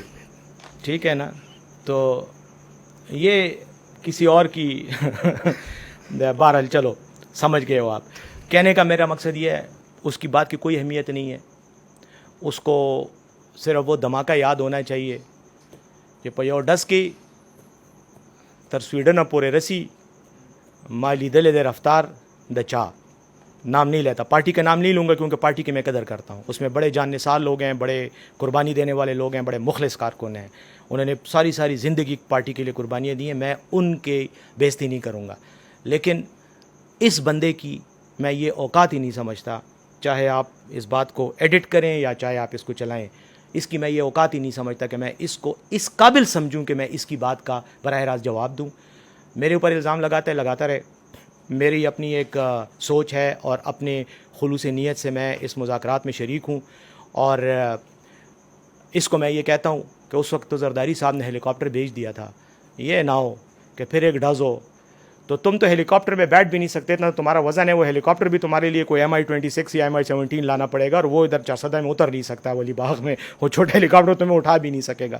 تو اس لیے اس کی کیا بات ہے, اس کو چھوڑیں, یہ اتنا امپورٹنٹ آدمی نہیں ہے. لیکن میں یہ سمجھتا ہوں کہ ANP کا بھی ہر ذی شعور آدمی, ہر وہ شخص جو اس مٹی سے اور اس قوم سے محبت کرتا ہے اور اس کا درد دل میں رکھتا ہے, وہ امن کے بغیر اور کوئی بات ہی نہیں کرے گا. اور باچا خان ان کا لیڈر, ان کا رہبر, اس کا تو پیغام ہی امن کا ہے. امن کے لیے بات کر رہے, ہم تو جنگ کی بات نہیں کر رہے. ہم تو کہہ رہے ہیں آؤ ہتھیار رکھو, تم لوگوں نے بڑی لڑائی لڑ لی, کچھ نہیں بنایا. ہم بھی آپ کے ساتھ لڑتے رہے ہیں, قبریں ہی بنی ہیں. اس لڑائی کے نتیجے میں دونوں طرف قبروں کی تعداد میں اضافہ ہوا ہے, یتیموں کی تعداد میں اضافہ ہوا ہے, بیواؤں کی تعداد میں اضافہ ہوا ہے. ہم کہہ رہے ہیں آؤ ترقی کرو, اسکول بناؤ, کالج بناؤ, اسپتال بناؤ, آؤ اس معاشرے میں رہو. اپنی صلاحیتیں بندوقیں چلانے کی اور اپنے مسلمان بھائیوں پہ چلانے کی بجائے, اپنے پختون بھائیوں پہ چلانے کی بجائے, آؤ وہی بندوقیں رکھو, قلم اٹھاؤ اور اپنی نسلوں کو بناؤ تاکہ علاقہ ترقی کرے, پشتون عوام ترقی کرے, پاکستان ترقی کرے, مسلمان ترقی کرے, انسانیت ترقی کرے. اگر اس میں کوئی غلط بات ہے تو یہ مجھے بتائے, ورنہ میں نے اس کو ایک بار مشورہ دیا تھا کہ یہ اور کچھ نہ کرے, بازار سے گنڈیریاں لے اور وہ کھاتا رہے. اسی کی یہی اوقات ہے, اس سے زیادہ اس کی کوئی اوقات نہیں. ٹھیک ہے, خان صاحب پہ آتے ہیں. عمران خان صاحب نے فورن کانسپریسی کا کہا ان کی حکومت گرنے کی وجہ, لیکن آپ کو یہ لگتا ہے کہ اصل میں فورن کانسپریسی تھی یا پھر ایک ٹاکسک ریلیشن شپ تھا خان صاحب کا پاکستان کی ملٹری اسٹیبلشمنٹ کے ساتھ, جس کی وجہ سے ان کی حکومت گری؟ کیونکہ وہ ڈپینڈنٹ تھے اسٹیبلشمنٹ میں, انہوں نے بل پاس کروانا ہے, اسٹیبلشمنٹ کے پاس جاتے تھے, چھوٹے سے چھوٹا کام, بڑے سے بڑا کام, کوئی اپوائنٹمنٹ کرنی ہے تو اسٹیبلشمنٹ کے پاس گئے. جب اسٹیبلشمنٹ کو لگا کہ عمران خان صاحب اتنے کمپیٹنٹ نہیں ہیں اور وہ ملک کو ایک ایسی طرف لے کے جا رہے ہیں جہاں پاکستان کا نقصان ہو سکتا ہے، تو انہوں نے عمران خان، میں بڑے فرینکلی بات کر رہا ہوں، انہوں نے عمران خان کی حکومت سے ہاتھ اٹھایا اور عمران خان صاحب جو ہیں وہ سروائیو نہیں کر سکے۔ دوسری وجہ یہ کہ آپ کی اس پہ کیا رائے ہے کہ خان صاحب اگر ٹائملی اپنے ایم پیز کی بات سنتے، جو ان کے گلے شکوے تھے، ایک پارٹی لیڈر ہونے کی حیثیت سے اگر ان کو اپنے پاس بلاتے، ان کی بات سنتے، تو ان کو، ان کی حکومت کو یہ رسوائی کا سامنا نہ کرنا پڑتا جو ان کو کرنا پڑا ہے؟ دیکھیں، جہاں تک خان صاحب کی حکومت کے جانے کا تعلق ہے، اس میں کئی فیکٹرز تھے۔ جو مین فیکٹر تھا وہ رجیم چینج کا جو سازش کا ایک فیکٹر تھا، وہ تھا، اور اس کی بنیادی وجہ امریکہ کی وہ پالیسی جو اس ریجن میں، اس خطے میں وہ امپلیمنٹ کرنا چاہتے ہیں، جس میں ایک تو ان کو تکلیف تھی افغانستان سے میں شکست کھانے کی یا افغانستان سے نکلنے کی، اور وہ یہ سمجھ رہے تھے کہ شاید پوری پاکستانی اس ایڈمنسٹریشن، اسٹیبلشمنٹ سارے جو ہیں وہ اس میں شریک تھے، تو وہ ایک غصہ اور ایک دکھ تھا۔ اور فوراً اس کے بعد جو ہے وہ رشیا یوکرین کا کانفلکٹ شروع ہوا، تنازع شروع ہوا، جس میں پاکستان کے وزیر اعظم عمران خان صاحب رشیا گئے، اور انہی دنوں میں گئے جن دنوں میں رشیا نے پھر حملہ بھی کر دیا۔ شاید وہ وہیں تھے جب رشیا نے انویڈ کیا یوکرین کو، تو اس کے نتیجے میں ایک یقیناً ایک منفی سوچ یو ایس ایڈمنسٹریشن کی تھی، اور یہ ہمارا پارٹی کا اور عمران خان صاحب کا بیانیہ ہے، اور یہ ان کا موقف ہے کہ ان کی حکومت کو ہٹانے میں امریکی اسٹیبلشمنٹ کا ہاتھ تھا۔ اب امریکی اسٹیبلشمنٹ نے وہ رول کیسے پلے کیا، اس کی کچھ چیزیں سامنے ہیں۔ وہ یہ ہیں کہ ہمارے لوگوں کے ساتھ، ہمارے اتحادیوں کے ساتھ ملاقاتیں، عین اسی ٹائم ملاقاتیں، پھر کچھ لوگوں نے تو بتایا بھی کہ ملاقات میں ہم سے کیا باتیں ہوئیں۔ اس کے بعد یہ جو پوری گیم بنی، اس میں عمران خان صاحب کے خلاف ایک میڈیا میں ایک ہائپ کریٹ کرنا، ایک ایسا ہائپ کریٹ کرنا کہ حکومت پہ ان کا کنٹرول نہیں ہے، ان کے اتحادی جو ہیں وہ ان سے بھاگ رہے ہیں، وہ ان کو چھوڑ رہے ہیں، یہ بھی ایک پرسیپشن، ایک تاثر بنایا گیا۔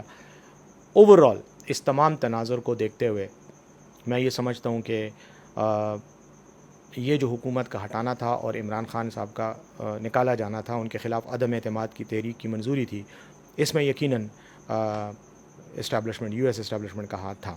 اب رہ گئی بات، اور وہی رجیم چینج کا جس کو ہم کہتے ہیں، اور پاکستانی اسٹیبلشمنٹ کا؟ جی، پاکستانی اسٹیبلشمنٹ کا جہاں تک تعلق ہے، دیکھیں پاکستانی اسٹیبلشمنٹ کے ساتھ خان صاحب کے تعلقات اچھے بھی رہے ہیں، اور تعلقات میں وہ بھی پیدا ہوئی ہے، خرابی بھی پیدا ہوئی ہے، بدمزگی بھی پیدا ہوئی ہے، لیکن اسٹیبلشمنٹ کے ساتھ پولیٹیکل پارٹیز کا 100% چلنا ہمیشہ ایک پرابلم رہا ہے ہماری تاریخ میں۔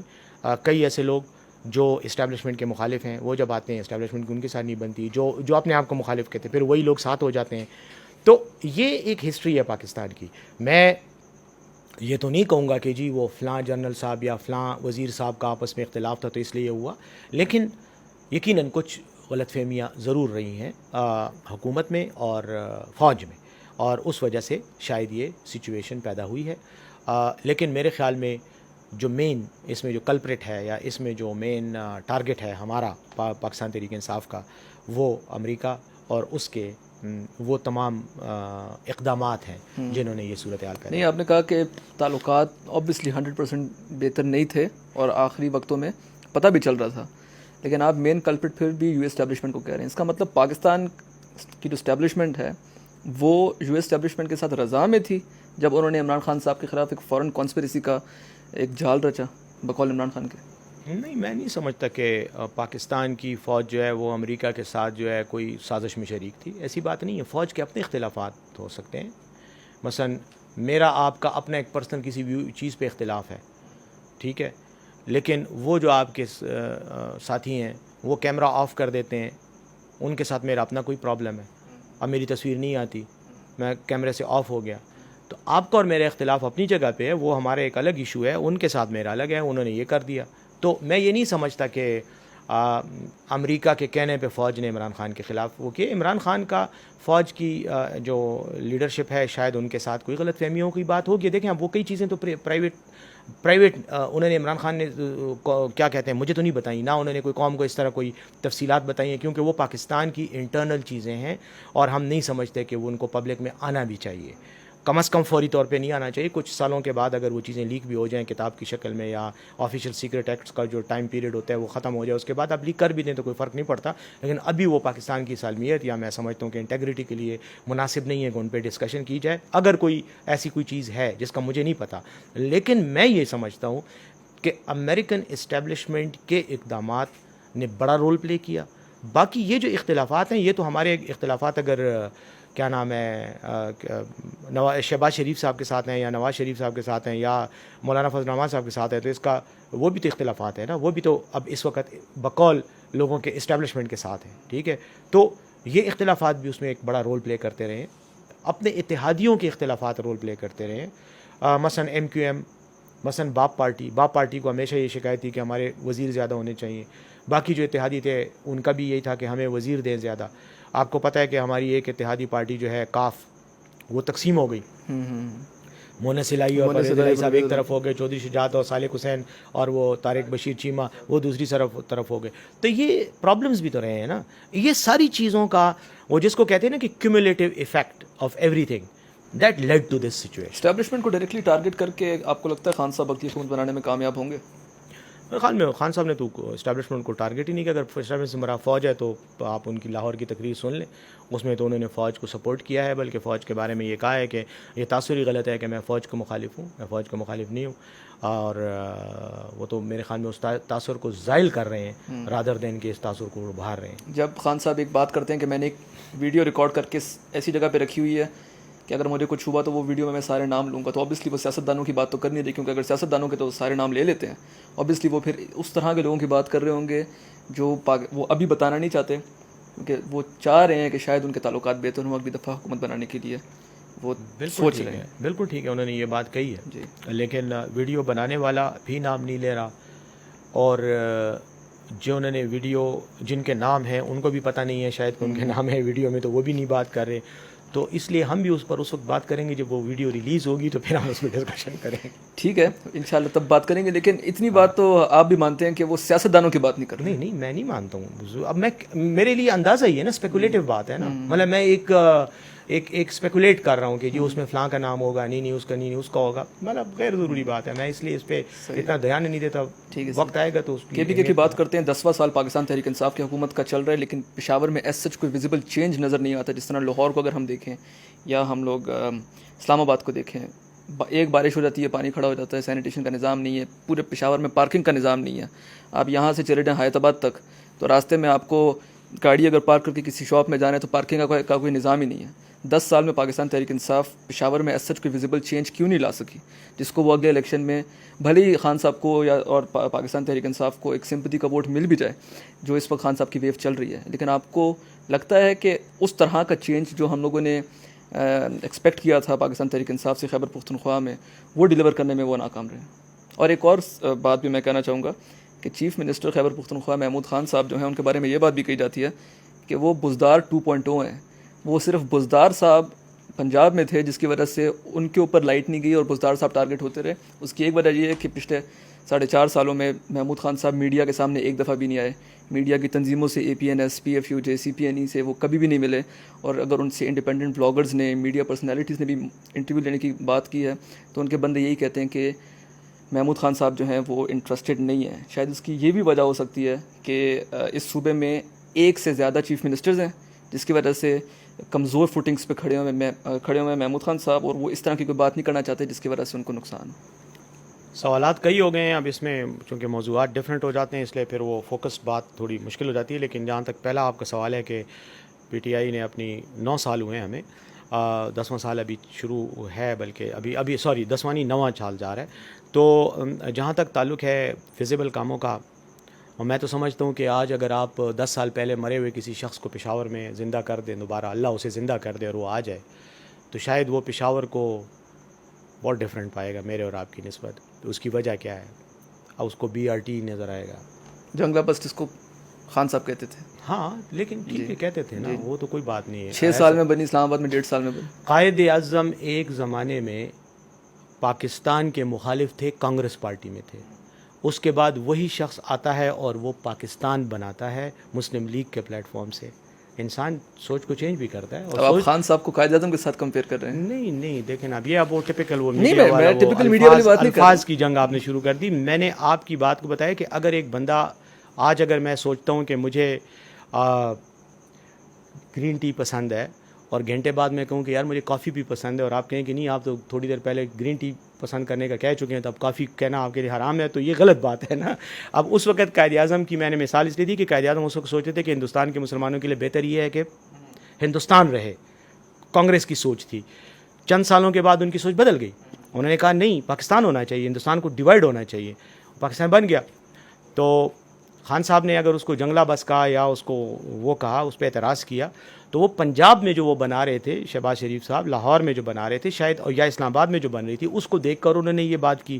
لیکن بعد میں جب انہوں نے اپنی پلاننگ کی اور انہوں نے وہ دیکھا کہ اس کی افادیت ہے، تو انہوں نے پاکستان پشاور میں بنا دی. اور آج اس سوچ کو دیکھ کر اگر آپ کے پی میں پشاور میں اس پروجیکٹ کو صرف لے لیں تو میرے خیال میں جتنی سہولت ایک عام آدمی کو اس کی وجہ سے ہے، شاید اور کوئی ایسا وہ نہیں ہے. وہ پشاور میں وہ ڈیزل کا دھواں چھوڑتی ہوئی ویگنیں اور وہ خواتین کو جو ٹھونس کے اندر بٹھایا جاتا تھا، لوگ پیچھے لٹکے رہتے تھے، وہ ساری چیزیں ختم ہو گئی ہیں. ایک عام آدمی کو جو پبلک ٹرانسپورٹ کو یوز کرنا چاہتا ہے، اس کو بین الاقوامی معیار کی ایک ٹرانسپورٹ کی سہولت اس لیول کی مل گئی ہے کہ وہ ایک باعزت طریقے سے اس پہ سفر کر سکتا ہے.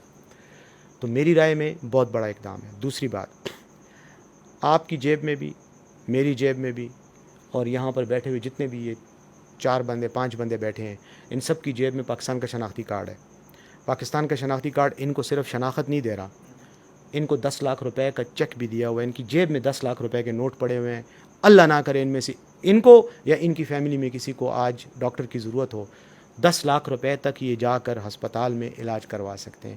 اس سے پہلے لوگ مر جاتے تھے، منتیں کرتے تھے ہمیں، لوگ ان کے لیے چندے جمع کرتے تھے، آپریشن کے پیسے لوگوں کے پاس نہیں ہوتے تھے. آج آپ کا ہر شہری اللہ کے فضل سے اس کو یہ پتہ ہے کہ اس کو اگر کڈنی ٹرانسپلانٹ بھی کرنا پڑے، اس کو اگر دل کا آپریشن کرنا پڑے، بڑے بڑے آپریشن جس پہ لاکھوں روپے خرچ ہوتے تھے، وہ آج انصاف صحت کارڈ کی وجہ سے اس کو 10 لاکھ روپے تک علاج مل رہا ہے. بہت بڑی ڈیولپمنٹ ہے. اور میں آپ کو بتاؤں، دنیا کا اس وقت میرے معلومات کے مطابق جو بہترین نظام ہے صحت کا جو بنایا گیا تھا، وہ برطانیہ کا نیشنل ہیلتھ سروس تھا، سسٹم تھا. آپ اس کو دیکھ لیں اور اس کو دیکھ لیں، ہم آج ان سے بھی بہتر ہیں. اور یہ انٹرنیشنل ریٹنگ کی میں بات کروں، میں اپنی طرف سے نہیں کہہ رہا، انٹرنیشنل جو ادارے جو ہیلتھ سسٹمز کو ریٹ کرتے ہیں، وہ آپ کے صحت کارڈ کو دنیا کے بہترین نظاموں میں سے ایک نظام سمجھتے ہیں. پھر آپ کو میں بتاؤں باقی جو شعبے ہیں زندگی کے، ان میں مثلا آئی ٹی کو آپ دیکھ لیں. آئی ٹی کو جتنی ترقی دی گئی ہے، ڈیجیٹلائزیشن کا پروسیس ہم نے شروع کر دیے. اب ہم وہ سمریاں پیپرز پہ نہیں کرتے، ہم کمپیوٹر پہ کرتے ہیں. یہ ایک بہت بڑا پروسیس. یہ جو ریونیو ریکارڈ کمپیوٹرائزیشن کا پروسیس ہے، اور کیا بتاؤں آپ کو. مطلب یہ جو آپ کے پاس پشاور میں پشاور انسٹیٹیوٹ آف کارڈیالوجی ہے، دنیا کا ورلڈ ٹاپ لیول کے جو رینکنگ کے جو انسٹیٹیوشنز ہیں جو آپ کو کارڈک سروسز پرووائڈ کرتے ہیں، ہیلتھ سروسز، ان میں آپ کا وہ ہے. ہم نے ایجوکیشن سسٹم میں مسائل بھی ہوتے ہیں. ظاہر ہے ہم ایک غریب ملک ہیں، مطلب میں اس کو امیر ملک تو ہے نہیں، بالکل ڈیولپنگ کنٹری. ہاں ہم یقیناً ہمارے مسائل بھی ہیں، ہمارے ایٹیٹیوڈس کا بھی پرابلم ہے، ہمارے رویوں کا بھی پرابلم ہے، جس پر ہم نے شروع میں بات کی. لیکن اس تمام چیزوں کے باوجود میں سمجھتا ہوں کہ تحریک انصاف نے اس ملک میں بہت کچھ کیا. ہم نے اسمال ڈیمز کا نظام رائج کیا ہے. آپ کے جو پہاڑی علاقے ہیں وہاں پہ چھوٹے ڈیمز بنے ہیں، وہاں پر لوگوں کی جو علاقائی ضروریات ہیں وہ وہاں سے پوری ہو رہی ہیں. نیٹ ورکنگ روڈ پر جتنا کام ہوا ہے، اب آپ کو پتہ ہے اتنا بڑا ایک علاقہ فاٹا جو کہ اس سے پہلے وفاقی حکومت کے زیر انتظام تھا، وہاں کی ذمہ داری وفاقی حکومت کی تھی، وہ سارا آپ کے اوپر آ گیا، ضم ہو گیا، تو ہمارا حصہ بن گیا. اب وہاں ڈیولپمنٹ، سڑکوں، اسکولوں، اسپتالوں کا پورا جال بچھانا وہ ہماری ذمہ داری ہے. وفاقی حکومت نے ہمارے ساتھ کمٹمنٹ کی تھی کہ ہمیں وہ اس سلسلے میں پیسے دیں گے، جو ان کا حصہ بنتا تھا وہ ہمیں دیں گے، جو ڈیولپمنٹ کا. اس سال جب ہماری حکومت ختم ہوئی ہے مرکز میں، تو اس سال 25 ارب روپے، 25 بلین روپے انہوں نے کاٹ دیے، نہیں دیے. اب وہ کام متاثر ہوگا یقیناً، لیکن وزیر اعلیٰ صاحب نے کہا ہے کہ میں باقی مدوں سے پیسے کاٹ کر فاٹا کے کام کو نہیں روکنے دوں گا، اور ہمارے کام چل رہے ہیں وہاں پہ. تو ان تمام مشکلات کے باوجود میں یہ سمجھتا ہوں کہ جس طرح پرفارم ہم کر رہے ہیں، ہم بہت بہتر کر رہے ہیں. ہاں ہم اس سے بہتر بھی کر سکتے ہیں، اور ہمیں بہتر کی جدوجہد کرنی چاہیے، ہمیں مطمئن نہیں ہونا چاہیے اور نہ ہم مطمئن ہیں۔ رہ گئی بات آپ کی وہ محمود خان صاحب کی، محمود خان صاحب کی، تو میڈیا کے سامنے آنا یا نہ آنا کسی شخص کی کریڈیبلٹی کو ڈینٹ نہیں کرتا۔ بعض لوگوں کا مزاج میڈیا سیوی ہوتے ہیں، وہ میڈیا میں آتے ہیں، ان کو پسند ہوتا ہے میڈیا کے ساتھ انٹریکشن کرنا۔ بعض تھوڑے سے نہیں ہوتے، ان کو کام سے انٹرسٹ ہے۔ میرے خیال میں محمود خان صاحب جتنی ترقیاتی کام کرتے چلے جا رہے ہیں، تو اس میں جب بھی کوئی ایونٹ ہوتا ہے تو میڈیا کو بھی بلایا جاتا ہے، افتتاح میں بھی بلایا جاتا ہے، اختتام میں بھی بلایا جاتا ہے۔ کل پھر میڈیا کو بلایا گیا ہے۔ کل ہم پشاور نیو ہاؤسنگ سوسائٹی جو ہے، یہ ویلی جو ہے پشاور ویلی سوسائٹی، اس کے کاغذات لوگوں میں مالکانہ دے رہے ہیں، تقسیم کر رہے ہیں۔ بہت بڑا پروجیکٹ ہے یہ۔ پشاور شہر جو پرانا شہر ہے، پرانے طرز پہ بنا ہے، اور یہی وجہ ہے کہ اس پرانے شہر میں چونکہ یہ پرانے طرز پہ بنا ہے، اس لیے جب آپ ڈیولپمنٹ کا کام کرتے ہیں تو اب گاڑیاں آ گئی ہیں، کاریں آ گئی ہیں۔ آج سے 50 سال پہلے کاروں کی یہ تعداد نہیں تھی، بلکہ آج سے 20 سال پہلے یہ تعداد نہیں تھی۔